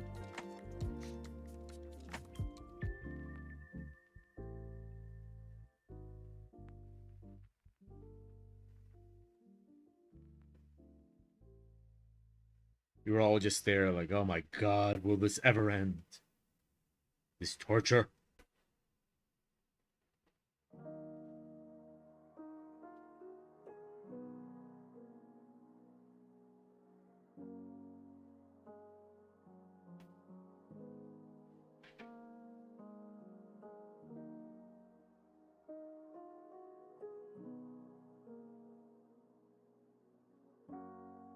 It was cool to hear the thought process of what you were doing, but you didn't monologue it that much.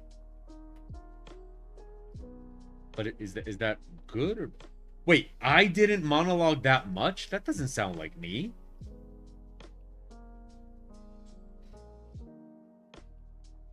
Like that really does not sound like me at all.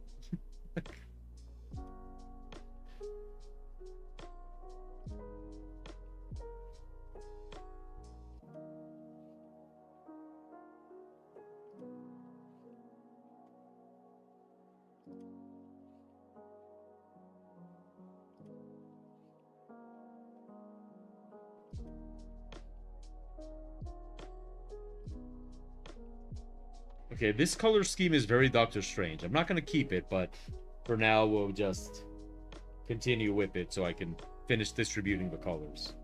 But it is a very Doctor Strange kind of color scheme right there.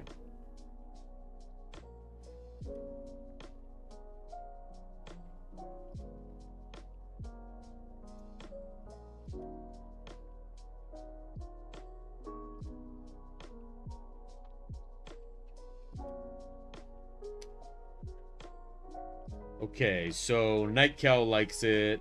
Natclass likes it.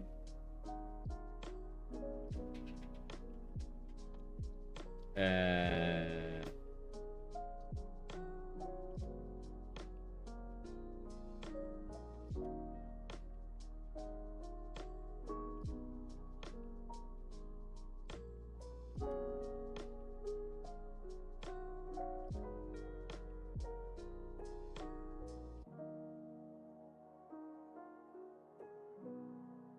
okay.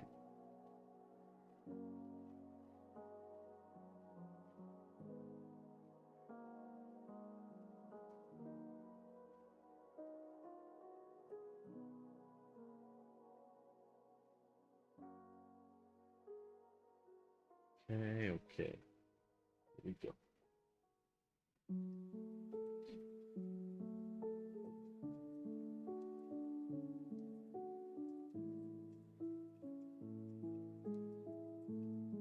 Whatever you feel compelled to work on is probably the best thing to be working on.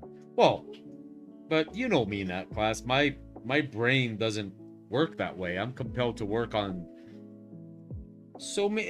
I mean, I know you get this because I know you're the same. I'm compelled to work on so many things. Like you tell me, you have the afternoon to do whatever you want to do, and it's like, well, I want to do so much.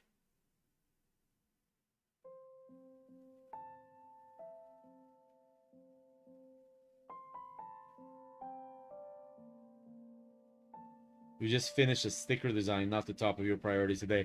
Well, our day today was well, first I did the face challenge this morning, and then I got to do some business stuff, you know, send some invoices, stuff like that.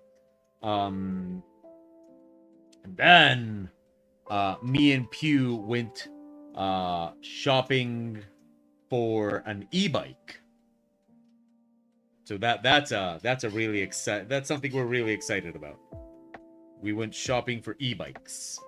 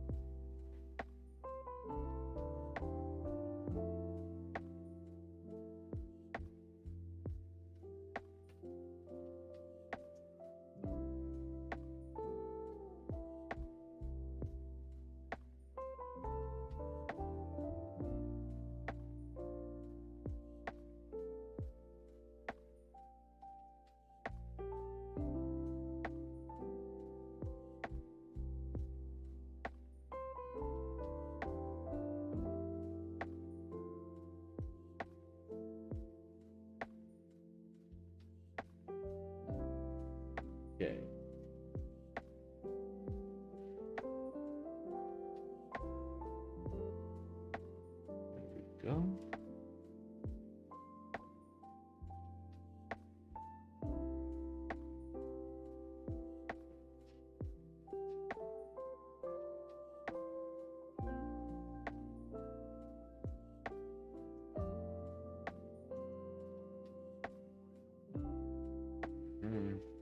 So like I said, these colors are just temporary. I'm simply separating colors. You know, getting them to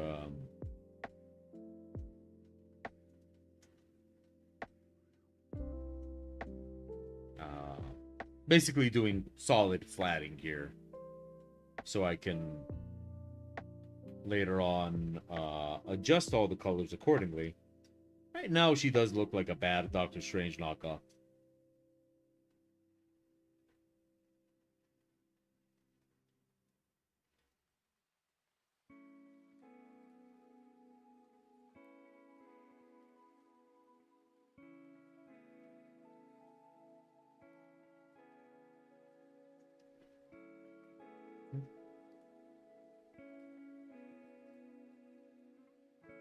Is that thunder? Figures. Okay.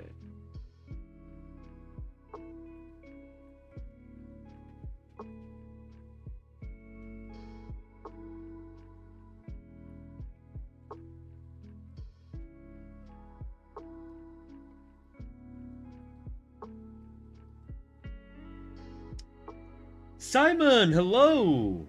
How are you, man? Haven't seen you in a while. What have you been up to?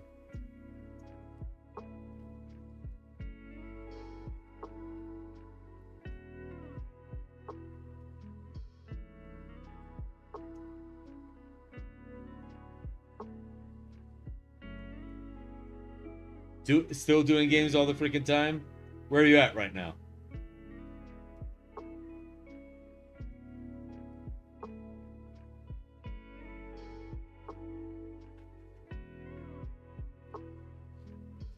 Well, yeah, I know. I know that part. I meant more where were you working, but you're going for some vacations tomorrow to Italy. Nice. That is nice.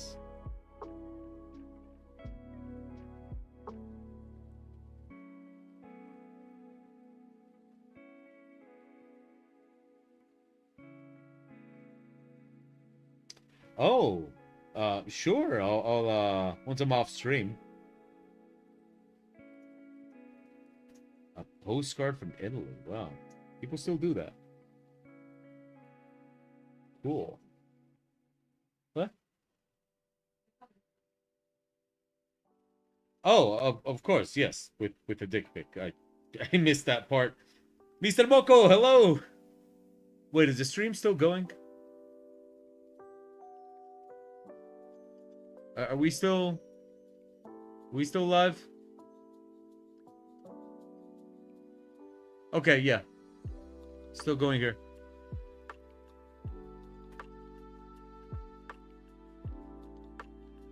Okay. I don't know. It's just because I'm seeing Pew over there on the other side of the room, and her stream was buffering. So, Mr. Moko, last time we spoke, you were doing something for a contest. How did that go?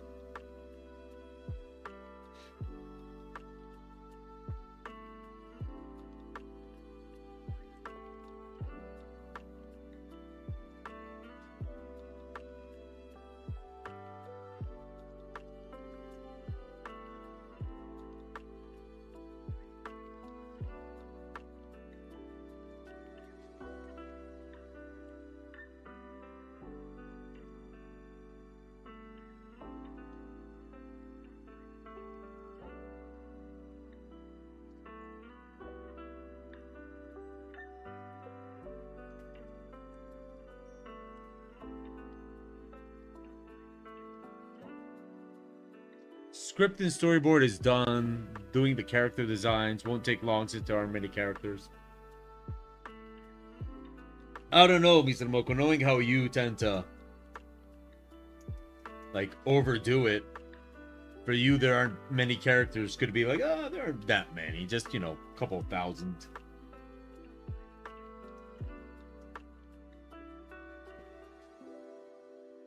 You know, just you know, your average number of characters, a couple thousand, each one with their own backstory, and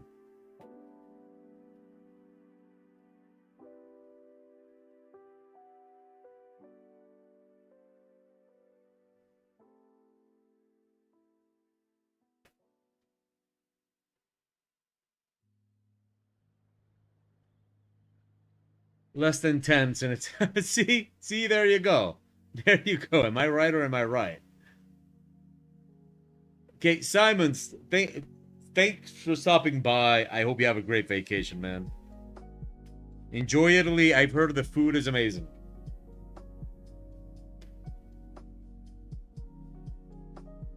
I've heard the food alone is worth the trip.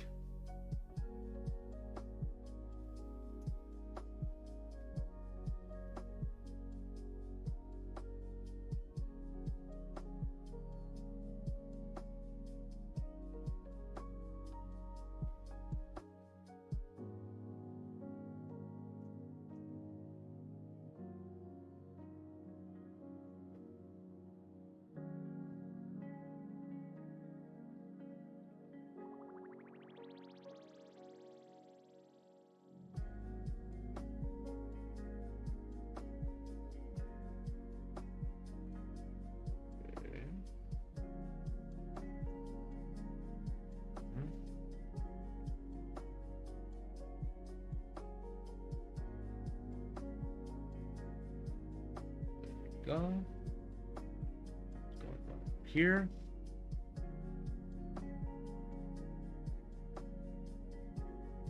Uh.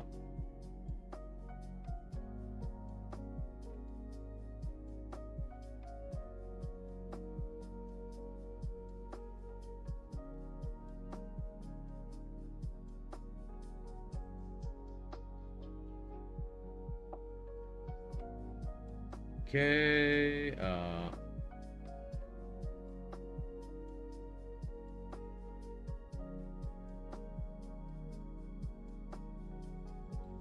Let me. Okay. Sorry. Where's the fun if sometimes I don't punch myself to test my limits? Hey, no, I agree. I agree. Warriors are forged in fire and boiled in urine. That, yeah, fire and urine. That's how warriors are done.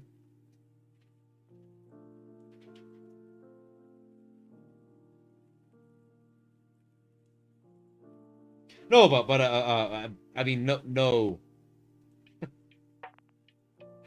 Warriors and warriors have a lot in common. But no. All joking aside, Mr. Moko, you know I agree. I'm a big believer in, you know, challenging yourself and pushing yourself and seeing how far you can go. And then when you're there, you accept no limits. And you go further, but you have to sing the 90s techno song No Limits, which goes no, no, no, no, no, no, no, no, no, no, no, no, there's no limits.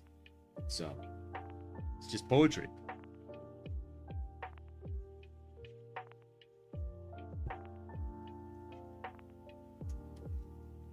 Thing is, that song sucks so bad that I'm kind of confident in saying that my version is better. Like that's how bad that song sucks. Yeah, I'm kind of capable of just sitting here and going, yep, I think I did it better. That's how bad that song is. But you gotta sing it every day.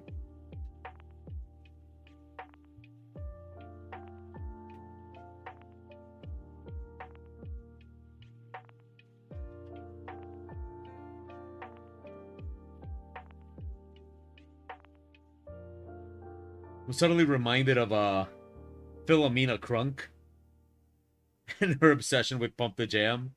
That was so good. No, not Crunk. Kunk. Philomena Kunk. You guys watch that? Ever watched Philomena Kunk? Yeah, no, wait, you did. We've spoken about this.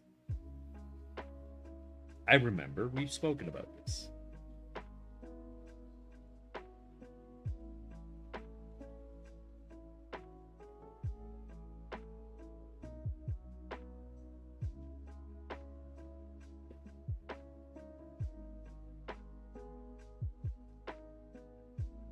Okay, now this is very, very, very clown colors.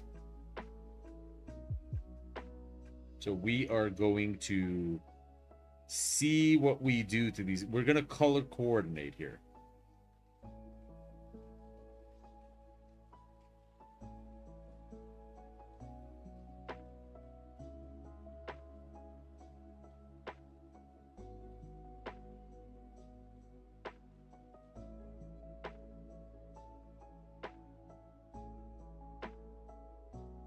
Okay, and now we're gonna add a color filter on top of it.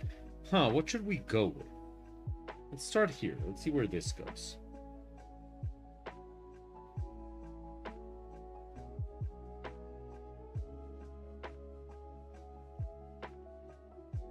What about color?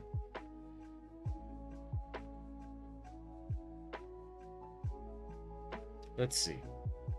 I'm gonna need opinions here. Anybody, let's see. We can go with greenish blues and browns, reds and browns. Oh, here's something interesting. A lot more, the art challenge, last Friday, in that class, was about the 5 fundamentals of design. Well, not the 5 fundamentals of design, but 5 fundamental basics of design, which are shape, size, repetition, shape, size, repetition. Oh, damn it, I have it on another file. Wait.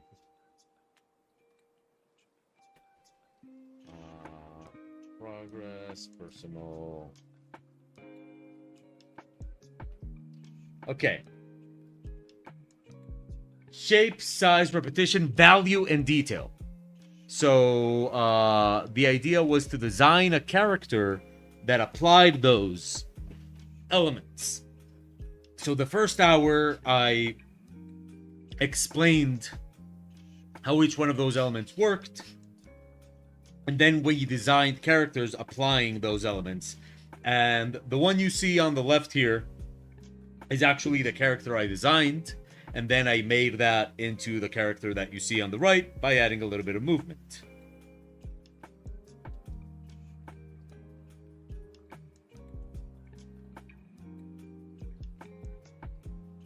Huh.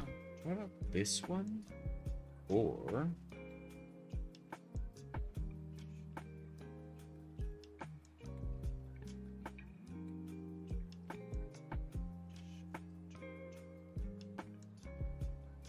this one. Okay, opinions, thoughts. What do you think? Cold? Or, okay, greens and reds, like earthy greens and reds? Or cool blues and purples? What do you think? And I'll just set them side to side.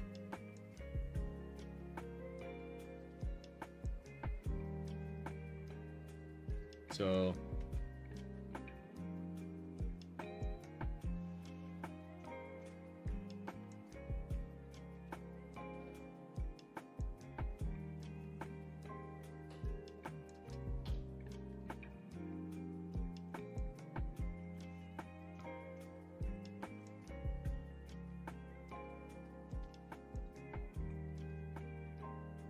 yeah, what is that? Okay.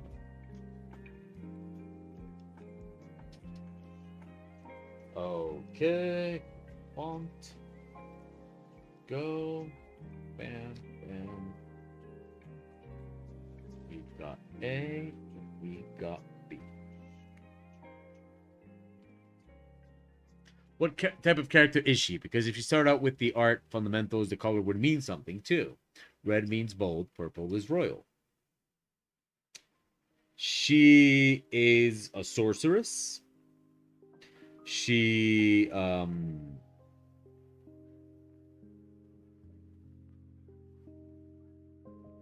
she's not good though. She's not a good character. She's an evil, well, not evil. She's more chaotic neutral. Um Sorceress.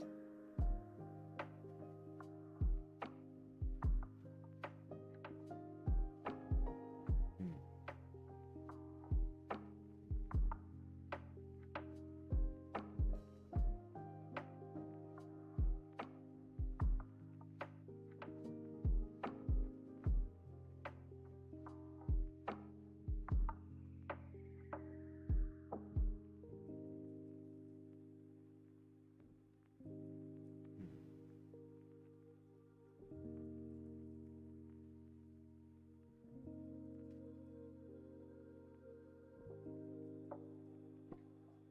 Well, okay. The red does have the bold aspect to it, but at the same time, the earthy tones do bring her down to earth.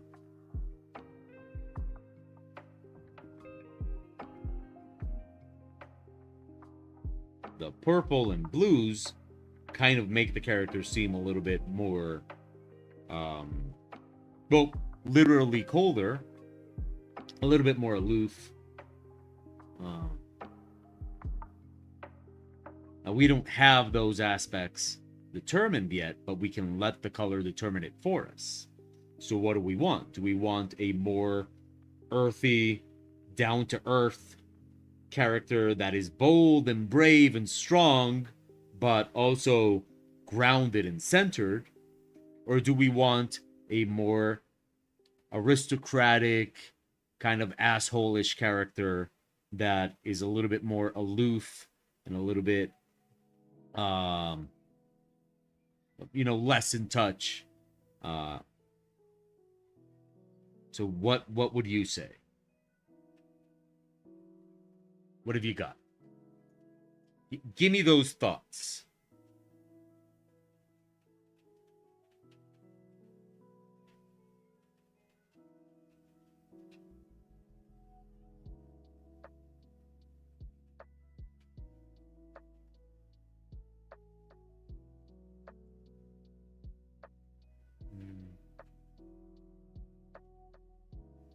Give them to me.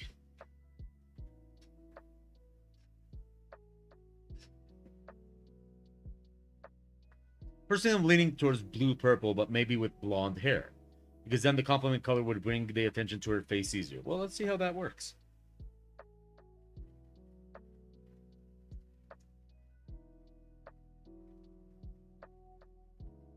Okay, we're going to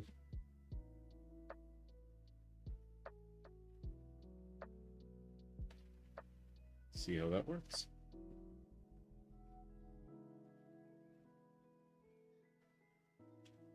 I need to label these. I really do. Anyway, uh oops.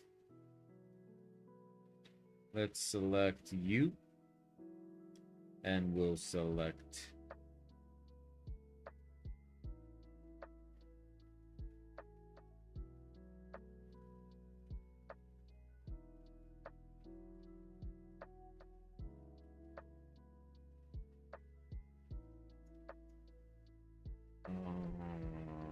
huh?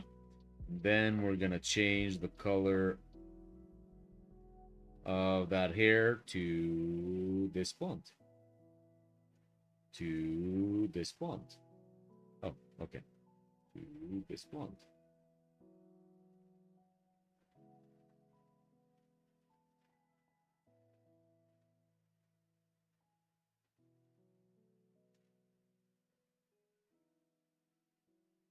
How about if we go with like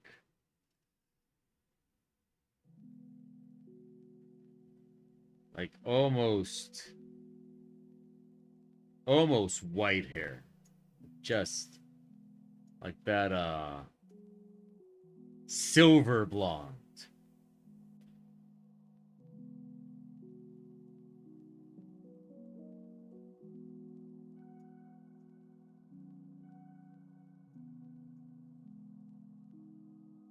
Almost going into white. Platinum. Okay, platinum.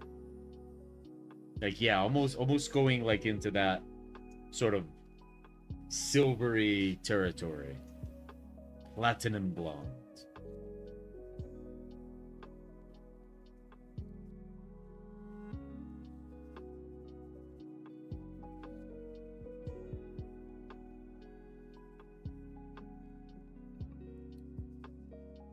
I like it. Let's go with it. Nothing else to discuss here. This is gonna be lines. I'm gonna put that there.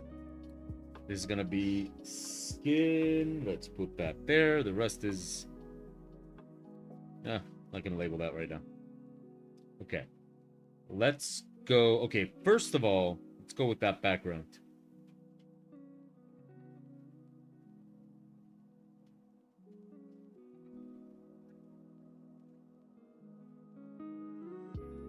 Let's see where it takes us.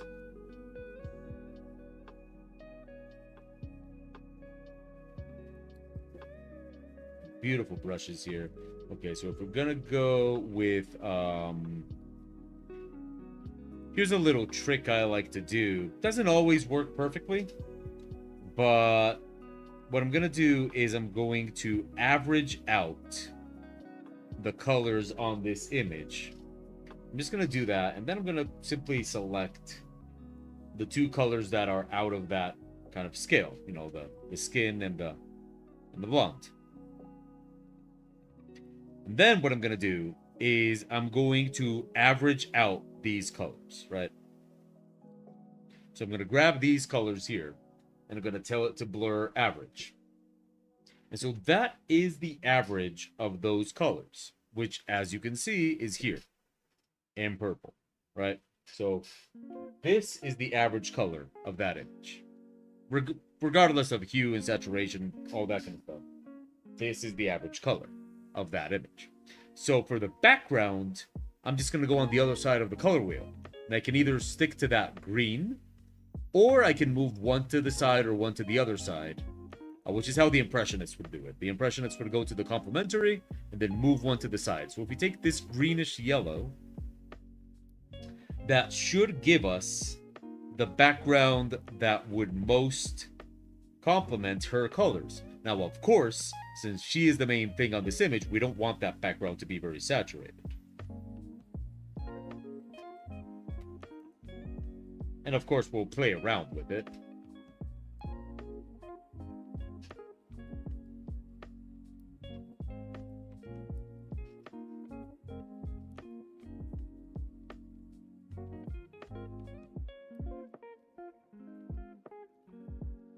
And we can move around a little bit. Oh, this brush is too heavy.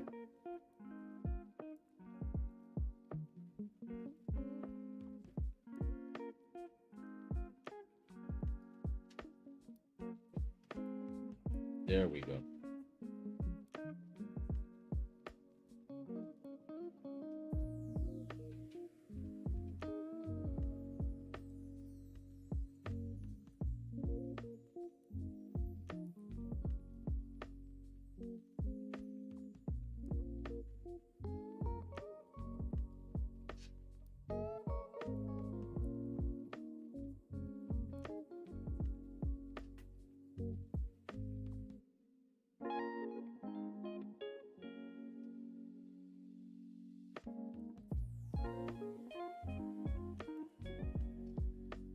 You have to eat.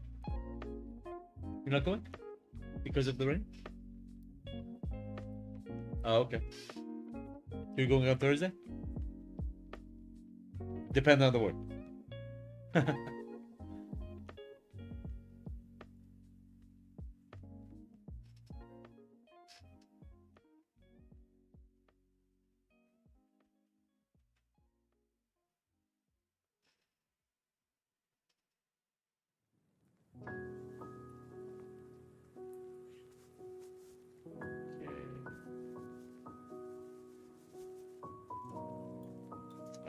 Okay, I didn't expect that to happen. Let's just fuse this all together. One of the things that I've been having odd amounts of fun with the art challenge is making the backgrounds for each image. It's kind of been like a great opportunity to just explore the brushes that I have and just see which one of them give me good texture. So it's been an interesting kind of little experiment of, oh, okay, what does this brush do and what does this brush do, and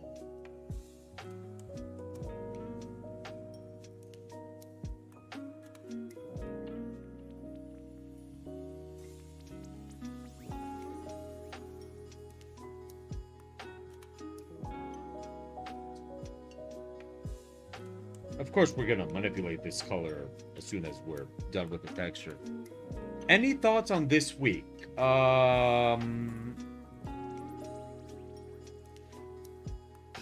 Any thoughts on this week?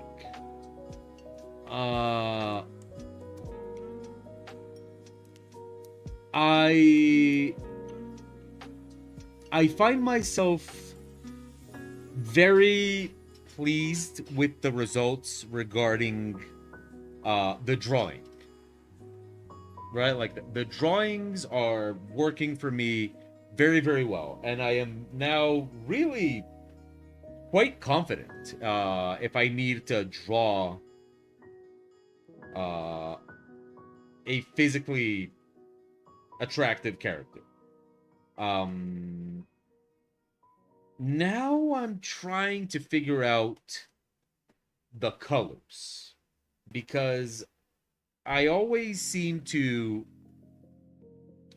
go overboard with the colors, even when I don't. Like, even when I'm not doing that, I always seem to go overboard with the colors, and it always ends up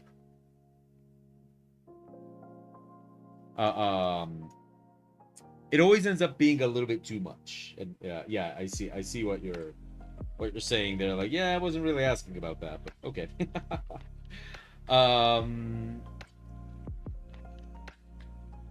So right now what I'm doing with like is trying to find workflows where it's not too much, right? Like workflows where I feel like, okay, you know, this was really just what the image needed in the end. I think that is kind of to be found more. It's kind of like what Saurino was mentioning before. Like okay, we know what this character needs to be by her story and stuff like that. So we know what color she is, and I think that would help a lot with the face challenge, in the sense that if I know what I'm, you know, like if I know a little bit more about the image that I'm working on that day, I should be able to determine more what kind of color it's gonna need and all that kind of stuff. So right now, what I'm planning with the face challenge is to spend a little bit of time, which I will do as soon as I'm done here with the stream. Spend a little bit of time figuring out what it is I want to do tomorrow. Right? Like, just, okay, what kind of character do I want to do? What kind of color, what kind of light, all that kind of stuff. Not terribly long planning, you know, not planning so much that it becomes like an activity that I'm going to do at night, but at least planning enough that by the time I get there tomorrow, I know what the image needs and what I need to do. Now, regarding the art challenge for Friday, I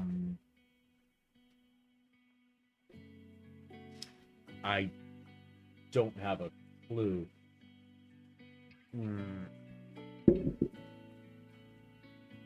I don't have a clue. I was there are some design exercises because I'm trying to like go with design exercises, right? Stuff that the kind of stuff that you do uh uh when you're studying, right? So I think it's cool to kind of remember those exercises and go with them. Uh but I'm having trouble deciding which one. One option that I have is designing from a random shape. That's a classic. That's one that you always get when you study art and design. You know, they give you get a random shape and you have to make something from it. That's a classic, but I wonder if maybe it's too classic. You know, like we everybody's done this before, so maybe that's not the most interesting thing to do. But it is an idea that I have. I would like to do maybe something that's more of a design challenge. So, for example, one idea I had, let's see if you guys like this one, is to design. Well, I've seen this done a lot with vehicles and spaceships, but I've also seen it done with characters or pretty much anything you want, which is you have to grab an everyday item from your home, and in the case of the exercise that I've seen, design a spaceship from it. So, for example, okay, I'm gonna grab my video game controller and I have to turn this into a spaceship, or I've seen it done with like a stapler or stuff like that. And yeah, it's a pretty cool design exercise. um,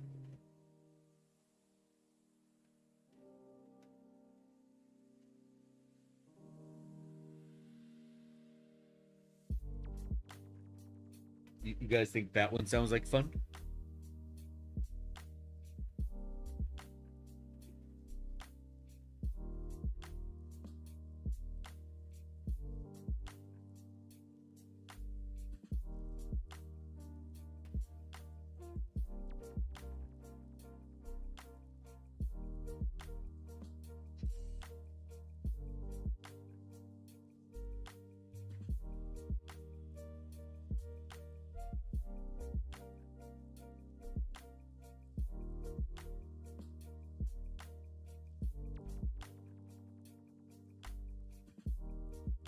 Oh, that's very, very colorful.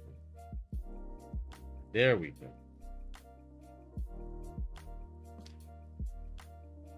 Oh, but it doesn't have to be ships. I acknowledge that designing ships is very much something I enjoy. As in, not everybody enjoys that, and I get it.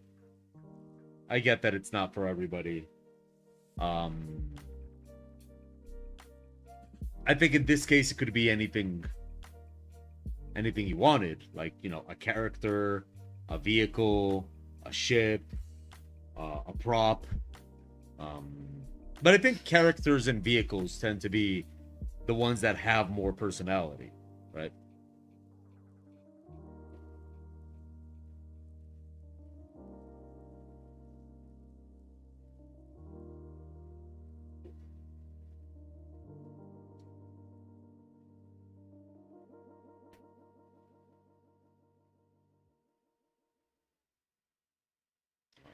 But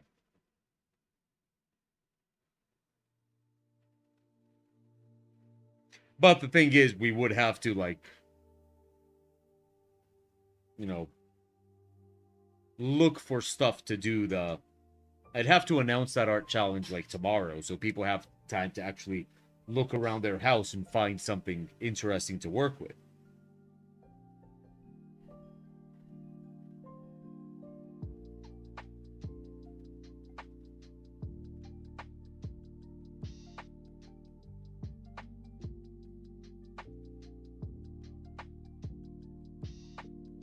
Okay, let's see where we want this light to hit us from.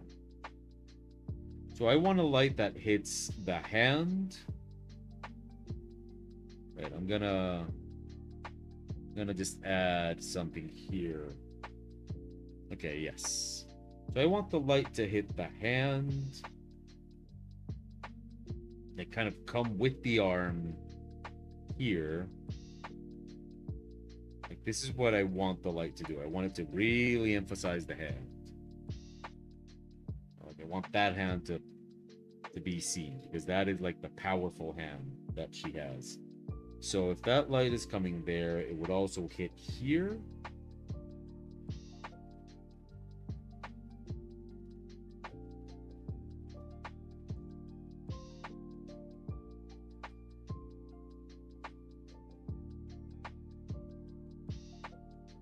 And we got a little bit more of it here.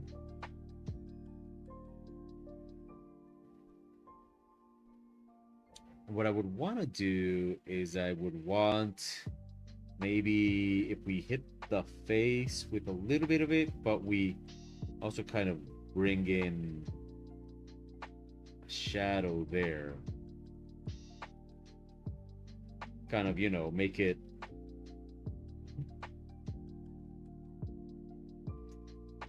bring out the foot here. Okay, I think we got something interesting here.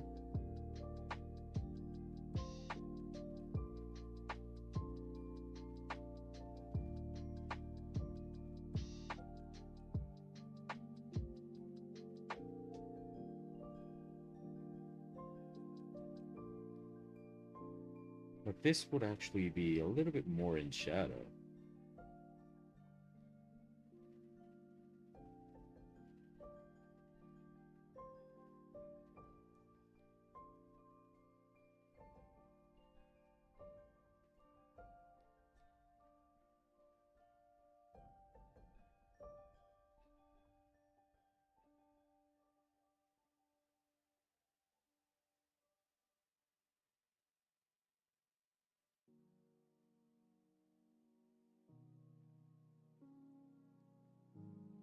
Right now it looks weird because I'm putting this, I got this yellowish green underneath, kind of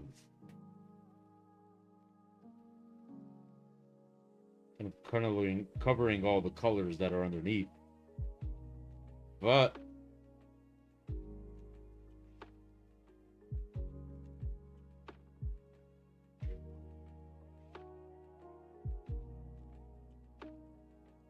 we should be getting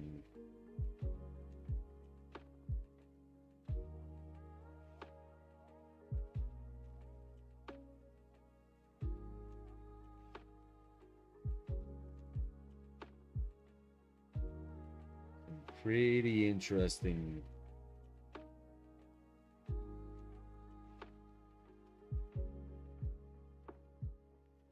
lights right there. Might even bring in a little of it here, and even a little of it there behind her. Not on her hair though.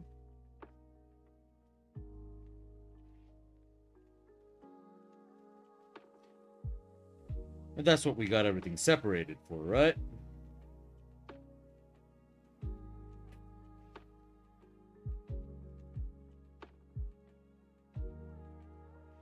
There we go.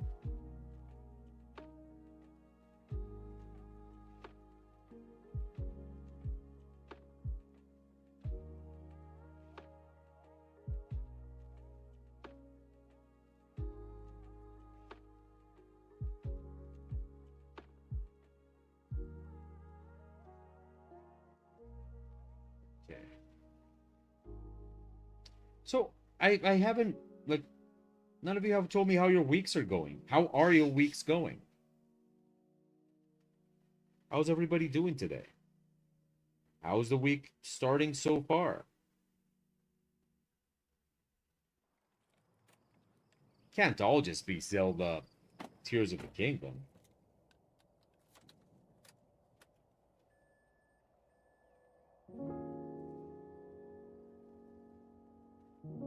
Sure.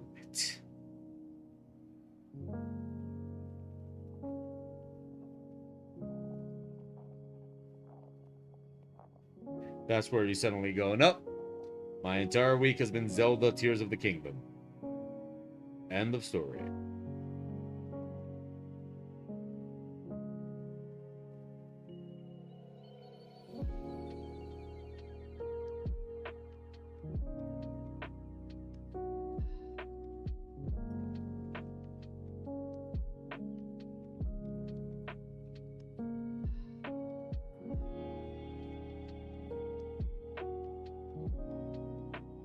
One of those weeks that's solidifying me wanting a new job. The moment we've settled the move, I need to leave it. My sanity's going downhill fast. Would you like to tell us what happened this week, or would you rather not? It's okay. It's okay if you do, and it's okay, and it's okay if you do, and it's also okay if you don't. You're drawing a pile of bones? That sounds like my jam. What's that pile of bones for?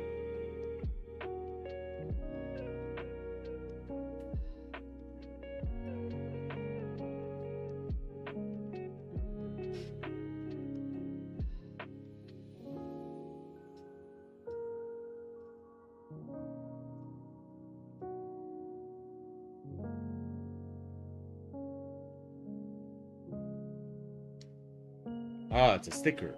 Ooh. It's all more of the same? Oh, I'm sorry to hear that, Sabrina.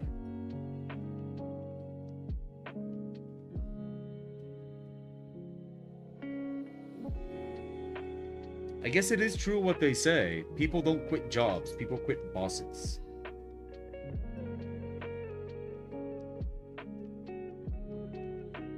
I'm sure you've heard that saying.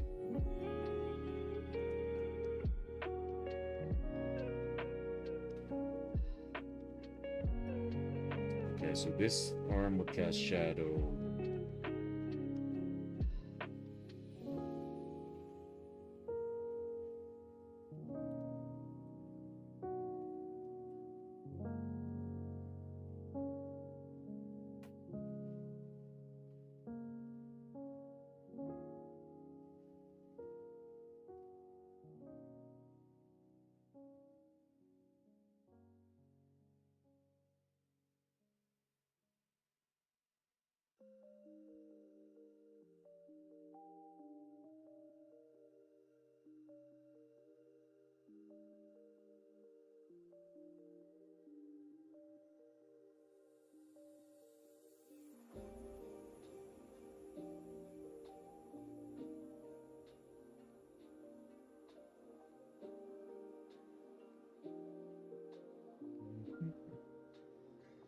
Where we go?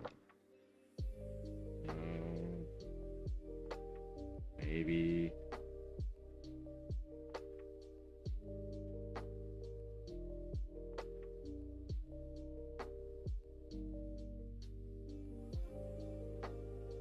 Okay, cool.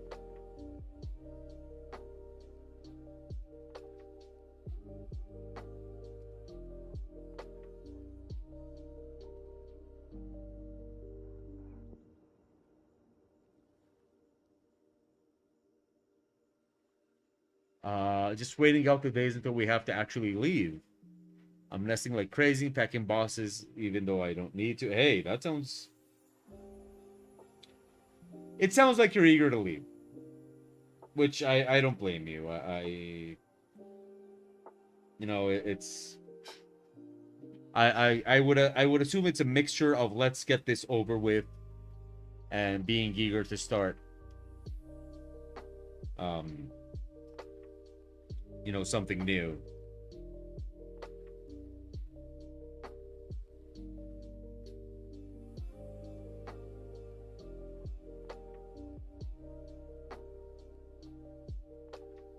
You came back from trip to concert. I saw you were in a Baby Metal concert. That must have been awesome. Baby Metal is really cool. I love Baby Metal. It's a lot of fun.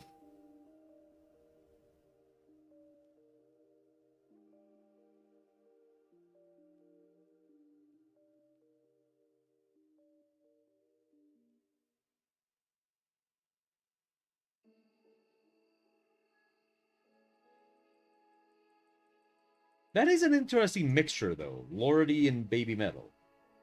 Although I have to admit, I don't really know enough about Lordy to, I don't even know if I'm pronouncing it right. I kind of get a feeling I'm not.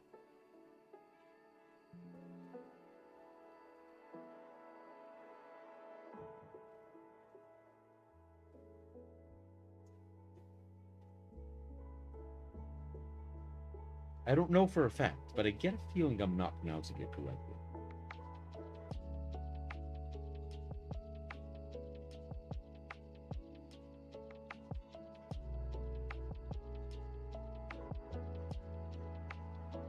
Like any minute you're gonna tell me it's not pronounced Lordy, it's pronounced Lordai, or something like that. But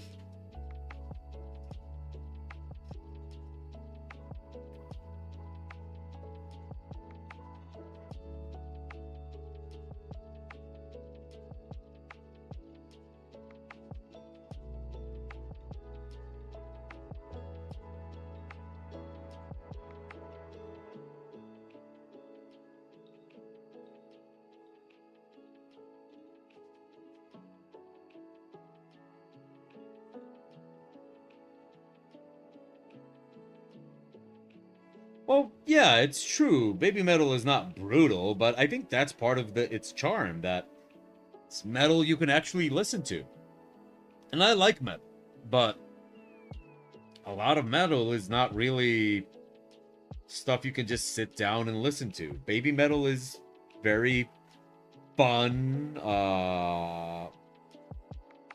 very listenable metal, I guess, would be the way I would put it.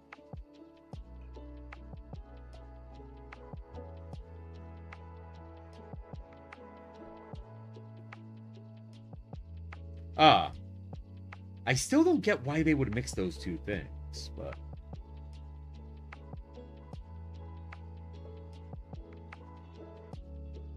you drive to Baby Metal. Oh yeah, okay. No, I was having, I needed a minute to understand what you were saying there. Like you drive to Baby Metal. Does that mean that you drive to a Baby Metal concert? No, but I understood. I got it. Took me a minute, but I got there.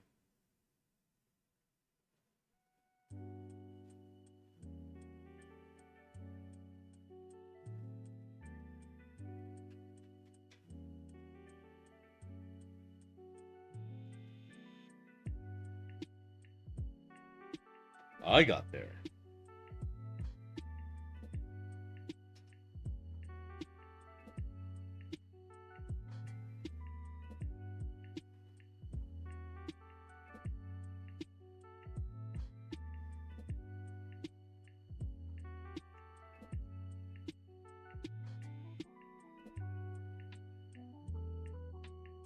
I have to admit though that I haven't listened to Baby Metal in a while. And I recall some video or something where they said that they have actually gotten a little bit heavier. You know, with the passage of time, I suppose would be the way to say it, but that they've actually gotten a little bit heavier. I don't know if that's true.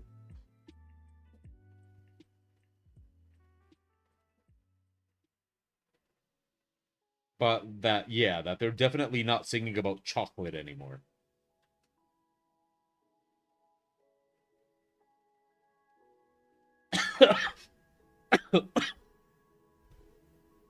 Which is a total bummer, because why wouldn't you sing about chocolate? I sing about chocolate almost every day.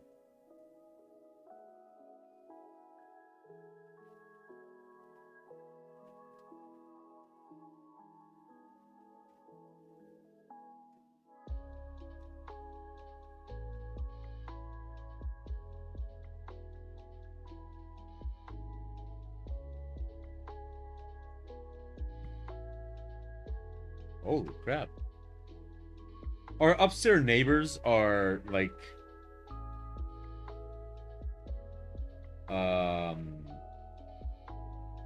very, very noisy, like on the floor, I guess would be the way to put, like they stomp around the floor so much. it's sometimes me and Pew are here wondering, like, are they okay? Like, did somebody hurt themselves? Should we go check on them?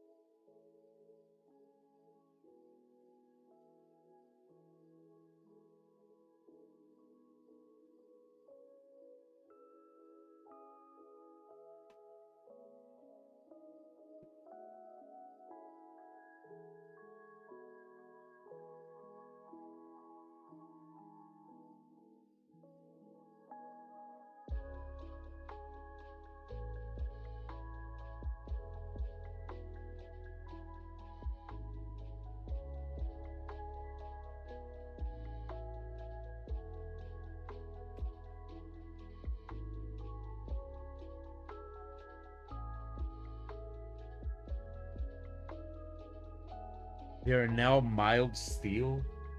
Was that a dad joke, Nightcat? Are you dad joking us? Yeah, because that sounds like a dad joke. Like, unless I'm missing something here, I do believe you are trying to dad joke us.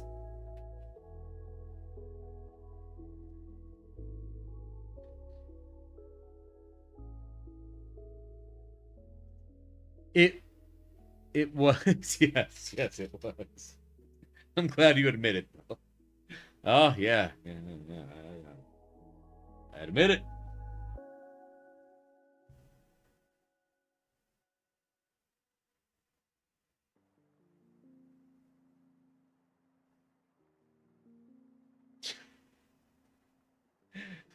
Look, Nightcow, I hate children, but no, don't stop hanging out with your kids, okay?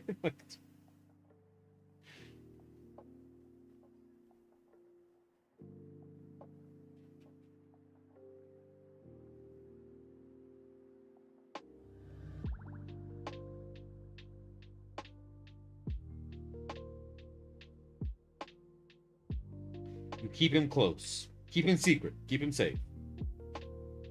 Keep him. Is that upset? You guys okay up there?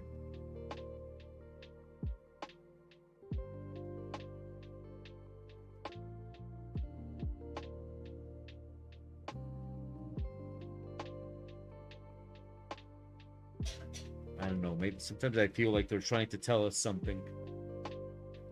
Like we're gonna go upstairs and there's gonna be somebody tied up. We're gonna open the door and they're gonna be like, I've been making noise for 5 months. Why wouldn't you guys rescue me? Oh, sorry, dude. We thought you were just annoying. Didn't really think you'd be fighting for your life. So how are you?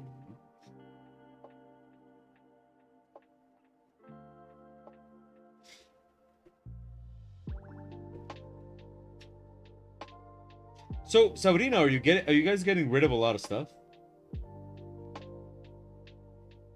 I don't know how much stuff you had to begin with. You know, but and it's not like you've been there a very long time, so but yeah, like are you guys getting rid of a lot of stuff?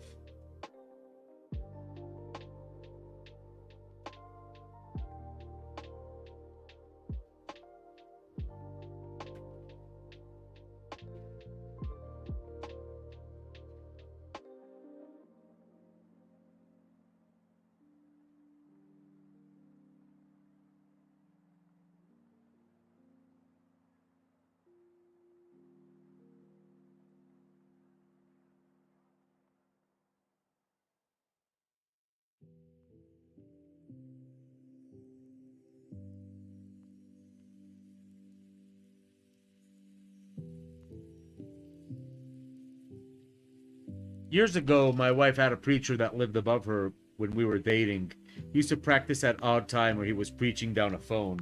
Oh, we have a neighbor. We don't know what they are, like in terms of religious, but every Sunday they listen to something religious at like full blast volume, and they go out to the balcony and they yell stuff. We haven't been able to make out entirely what it is that they're yelling, but they are definitely yelling something, and they clap. They go out to the balcony and they clap and they yell. Every Sunday.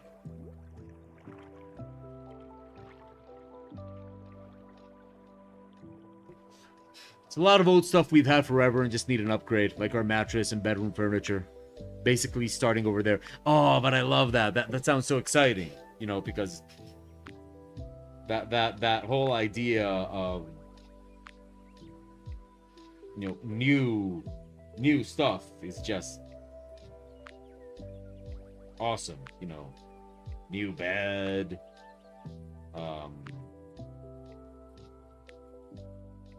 new sofa, new bed sheets.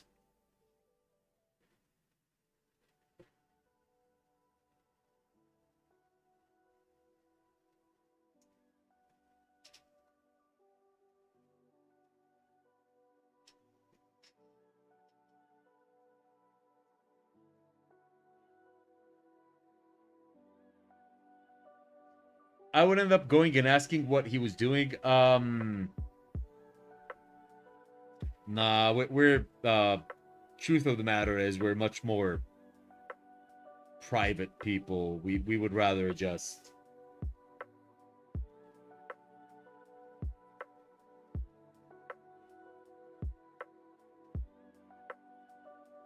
yeah, we'd rather just keep to ourselves, to be honest.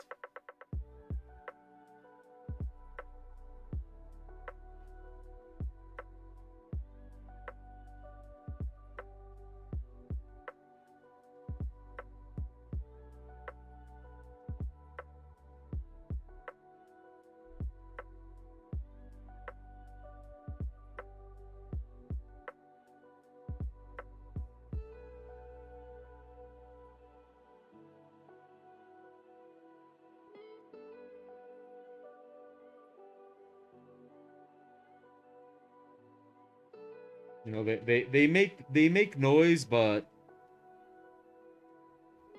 the only time they've made enough noise that I was tempted to complain was oh,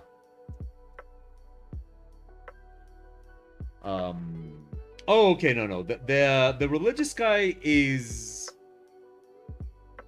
okay. The religious guy, I would complain, but the problem is that because of the layout of the building, all we really know is that he's out there. Like, we don't actually know where the religious guy is. There's another unit entirely in front of ours, and our unit has, let's see, that's 8 apartments per floor, times, okay, the first 3 floors don't have apartments. And it starts on the 4th floor, so that's 14 times 8. That's 8 plus 32. So that would be 112 apartments, and half of those would be on this side of the building. So that is 57. No, 56. 56 apartments on this side of the building. So there's a whole building in front of ours and 56 apartments on our side of the building, which we can't see because we're on that same side. So we don't actually know where religious guy that likes to shout and at the, you know, on the balcony and yell stuff and clap and all that. We don't actually know where he is. Like, for all we know, he might not even be in this building. Maybe he's in the other one. For all we know. So first of all, there's that. Um, if we knew a little bit more, we might be tempted to complain, but truth is, we're not really that kind of people. We like to keep to ourselves, and we would rather if other people did the same. So I don't really see us like the only way I would complain is if it's really, really, really bothering us, or if it's children playing in the hallway. That is one that I always complain. I've already complained about that in this unit as well. So like yeah, I will always complain about children because fuck them. No. No. Children, no children playing in the hallway. That is unacceptable.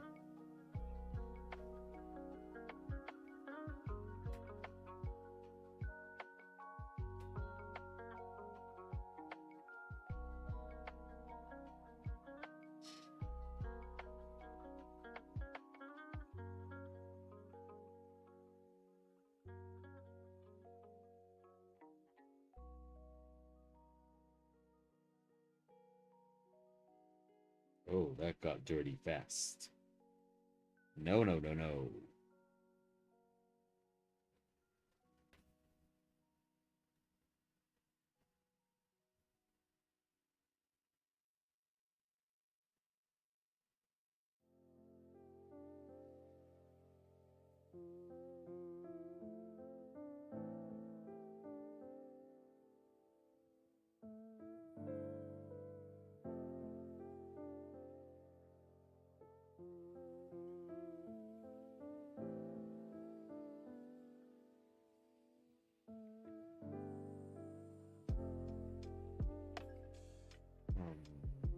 Okay, how am I doing on time? Oh, still got 15 minutes left.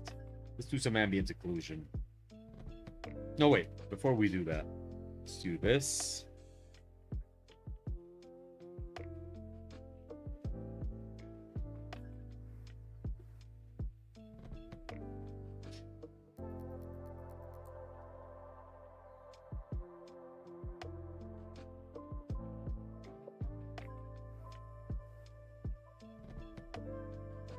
Just gonna do a very soft light. I know it doesn't look soft right now, but it'll look soft in a second.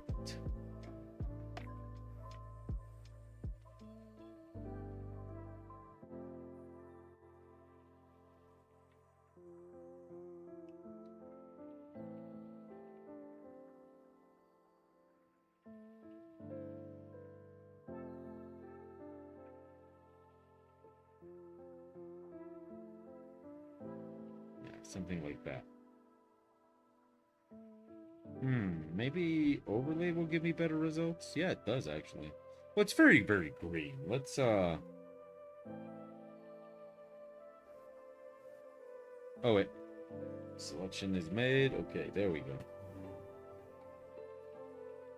Color saturation, luminosity.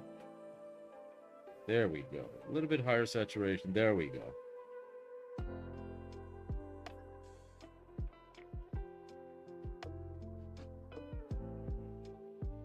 Okay, let's go and do some line cleaning though. No, wait. I was gonna do occlusion. You know, I think I'm gonna use this one for shadows just as well. Cast shadows, I mean. Where the light don't reach.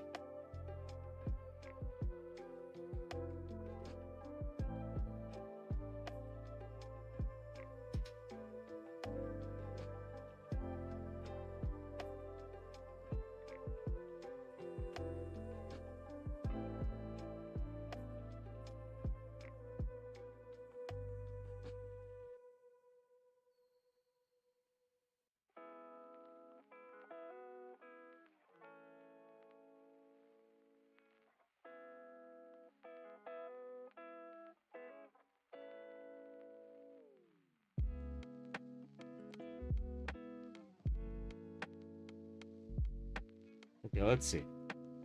We're gonna bring this cast shadow here and bring you out. And then we're gonna soften you.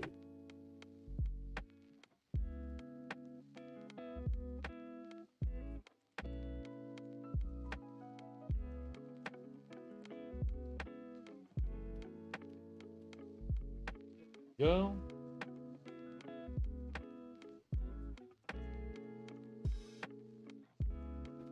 Nice soft shadows here.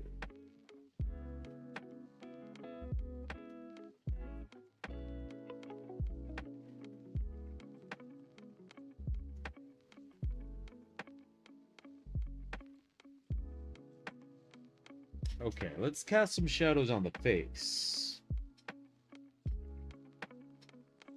Because that is totally happening here.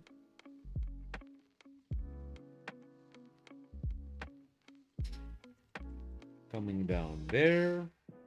A little bit of an occlusion layer here.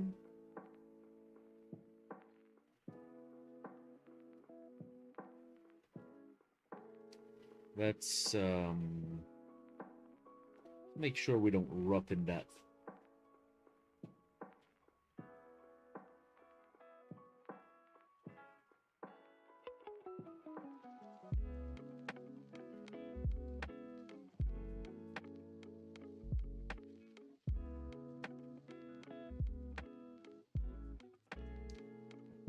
Okay. We're going to soften these a little bit here. Not make them that heavy. Although, let's try like a super cast shadow there. Give it a little bit more personality. And that actually works. I like that. We'll soften it up a little bit in the line work, but like a real cast shadow does kind of give it a lot of depth. You know. Soften that a little bit. Then we come in and just sort of, yeah, something like that. And maybe even a little bit here with that shadow. Kind of maybe even to frame the face a little bit. Just bring it in there.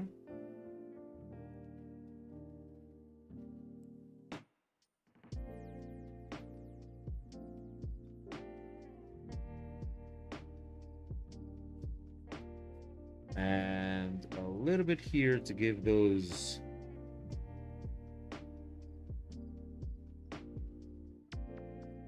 lips a little bit of that volume. Soften those lips.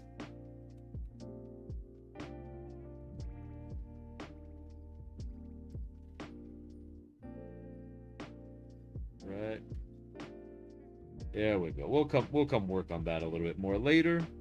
But for now, let's just open up this forehead a little bit, and there we go. That's nice. We'll play with the light later.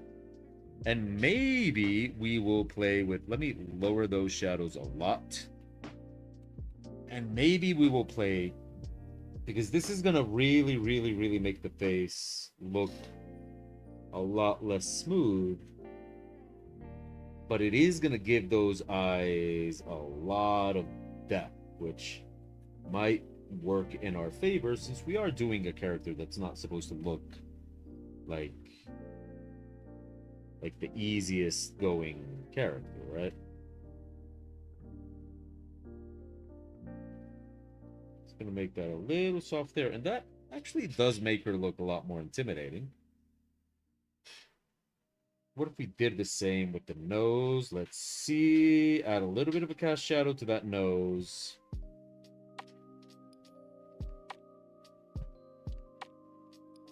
Okay, that's...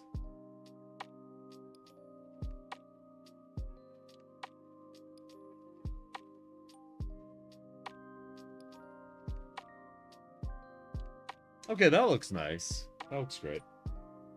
Okay, where else do we need that occlusion layer? We need it... That would be this one, and we need a little bit of it here, but this is already dark enough. Not going to darken any more than that. We can have a little bit of a cast shadow from those, but it's not going to do much of anything.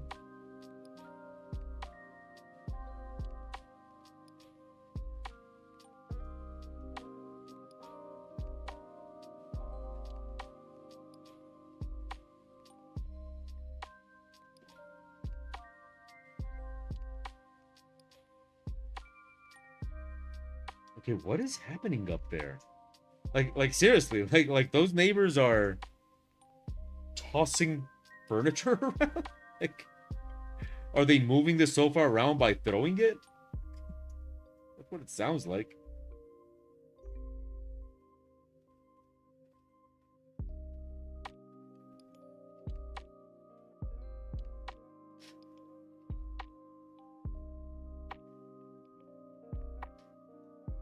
Yo, pass me that sofa. And the guy just throws it.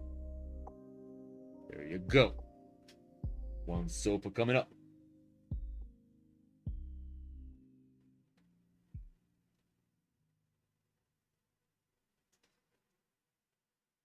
Okay, so this line I actually want to get rid of. I think this line is making it all too rough. It's kind of ruining my... It's harshing my, It's harshing my mellow. Let's call it that. Yeah, why not?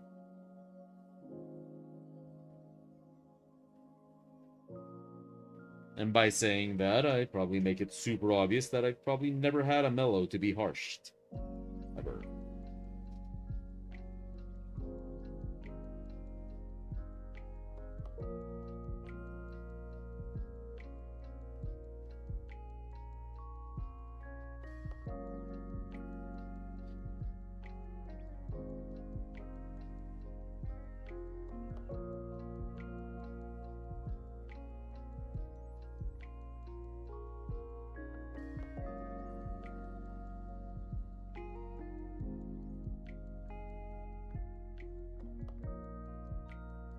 Okay, and here we are going to...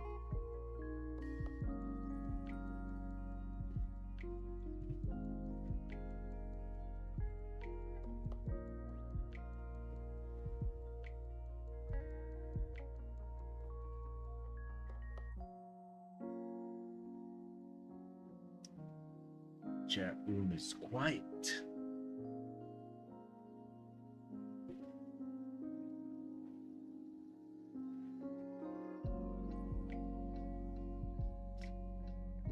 And it is time to go. Let me just finish this here.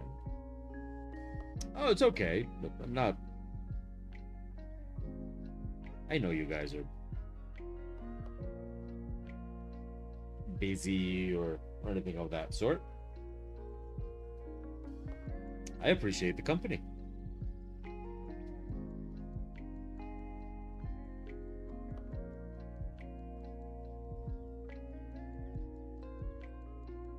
Hey, you know me, Nat Class. I'm never gonna say no to a good,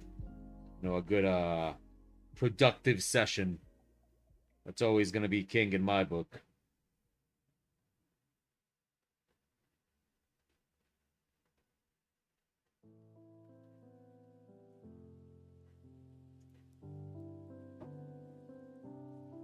You know me.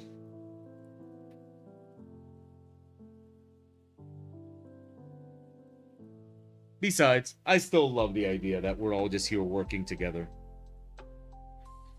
Like one big international office. Okay, maybe in more 2023 terms, it's we got like this whole internet co-working thing going on here.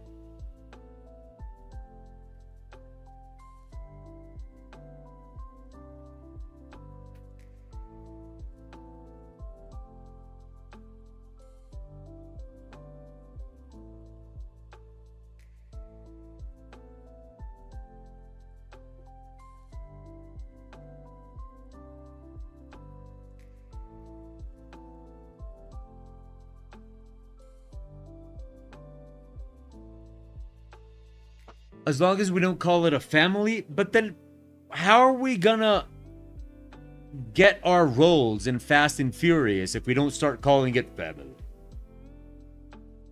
I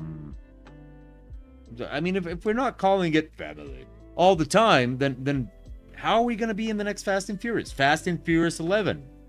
What would be the tagline to that one?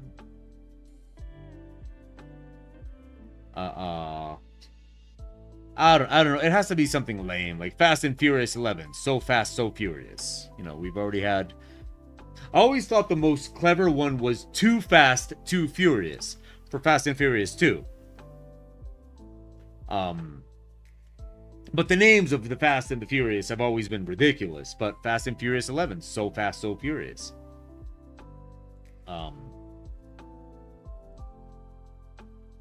Or you know, we can play around with them, you know, like Fast and Furious 11. You know, very furious, but not quite as fast. You know, that could also work. Yeah. We haven't watched 9 actually. I might need to get a new significant other, because I don't think he wants to watch Fast and Furious with me. Every time I mention it, she gives me this look of. Every time I mention it, she gives me this look like, how much do I love him really? Like she gives me that look. Yes, it is true. The Fast and Furious saga has garbage music. It has really bad music because it is filled with reggaeton. It really has garbage music. But every time I say, like, oh, I want to watch Fast and Furious 10, not in the movies. Like, I'm not gonna watch it at the movies. I'll watch it at home. But we haven't even watched Fast and Furious 9. And in Fast and Furious 9, they go to space. What? I am glitching out. Do you guys see that my webcam is, like, glitching out? I mean, it's already 6, so I don't see any reason to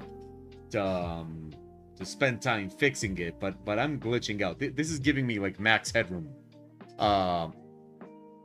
vibes. Which, hey, I wouldn't mind a version of a Max Headroom version of myself. I might need to make a VTuber avatar. Oh, and yeah, I see you guys have been warning me for a while. Can you imagine a Max Headroom version of me? That would be like that'd be great. Let's see, is it still? Oh yeah, it's still spazzing out here. Let me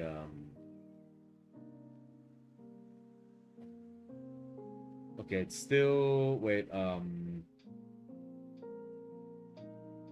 wow, okay, that's out. Let me see what I can do. Says he's not gonna fix it, then I mean, oh no, it's okay. It's still whatever's going on. Oh wow, it's getting worse and worse and worse. Every second it's getting worse. What if I put it in performance mode? Oh no, still. Oh no, okay, that didn't fix it. Is it the? If I put it in OBS,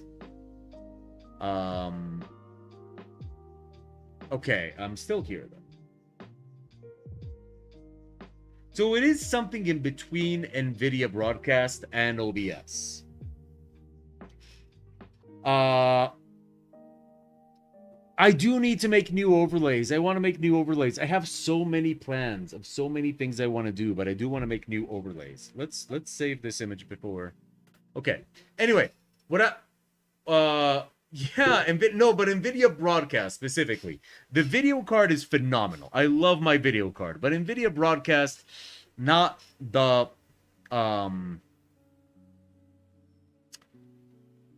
is let's see, if we just put the webcam. Oh no, wait, look, this is an NVIDIA Broadcast. This is the webcam. It's not. Oh, I'm sorry, NVIDIA. I didn't mean to criticize you, NVIDIA. This is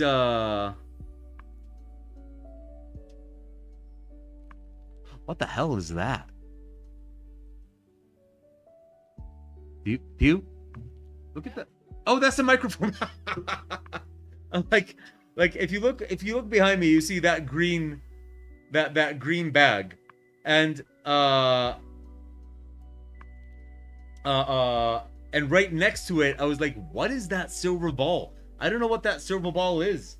Right? And I'm looking towards the kitchen and it's like not there. and it's the microphone. Okay, so that's okay. So it's the webcam. It's the webcam that's having trouble. Not NVIDIA Broadcast. I owe you an apology, NVIDIA. But you know, I paid a top dollar for this video card, so you know what? No apologies. Anyway, what I was gonna say is Fast and Furious 9. They go to space. They go to space in a car. I have to watch that. I have to watch that. So so yeah, I know it's a lot of reggaeton, but they go to space in a car. So so anyway. Okay, before this drives anybody to vomit, thank you everybody so much for hanging out with me. We're gonna do an art challenge on Friday. For now, the idea, unless I come up with something else for tomorrow, the idea is gonna be that we're gonna grab an everyday household object and we're going to design it into a character, a ship, a vehicle, a prop, or anything you want. That's the idea for now. Let's see if we keep that idea or not. I'll confirm it tomorrow in the Discord. For now, thank you everybody so much for hanging out with me. I hope you'll join me on Friday for the art challenge. And until then, let's do the whole goodbye thing. You have been watching the Ministry of Abnormality YouTube live broadcast. I've been your host, Abnormal, and today has been Tuesday, May 16th of 2023. I will be back on Friday, as I've had repeatedly said before, and I hope you all have a very, very sexy and fun and awesome Wednesday and Thursday. And on Friday, you can tell me all about it. Pizza Friday. So I will see you all then. And I'm going to stop now while this is still a good goodbye. A good goodbye. But you know, now without the webcam not glitching out, I feel like that could become something of my identity, you know? Like people in the audience would start asking themselves if I'm real. Like, is OA... Well, okay, let's not go with AI generated because, ugh. AI, ugh. But people could start asking themselves, like, is this guy real? Or is he, you know, is he a construct? Are we in the Matrix? And you know, it's sad that a lot of my students are too young to have seen The Matrix. They're younger than The Matrix. It's not okay. It's not okay. Mr. Anderson.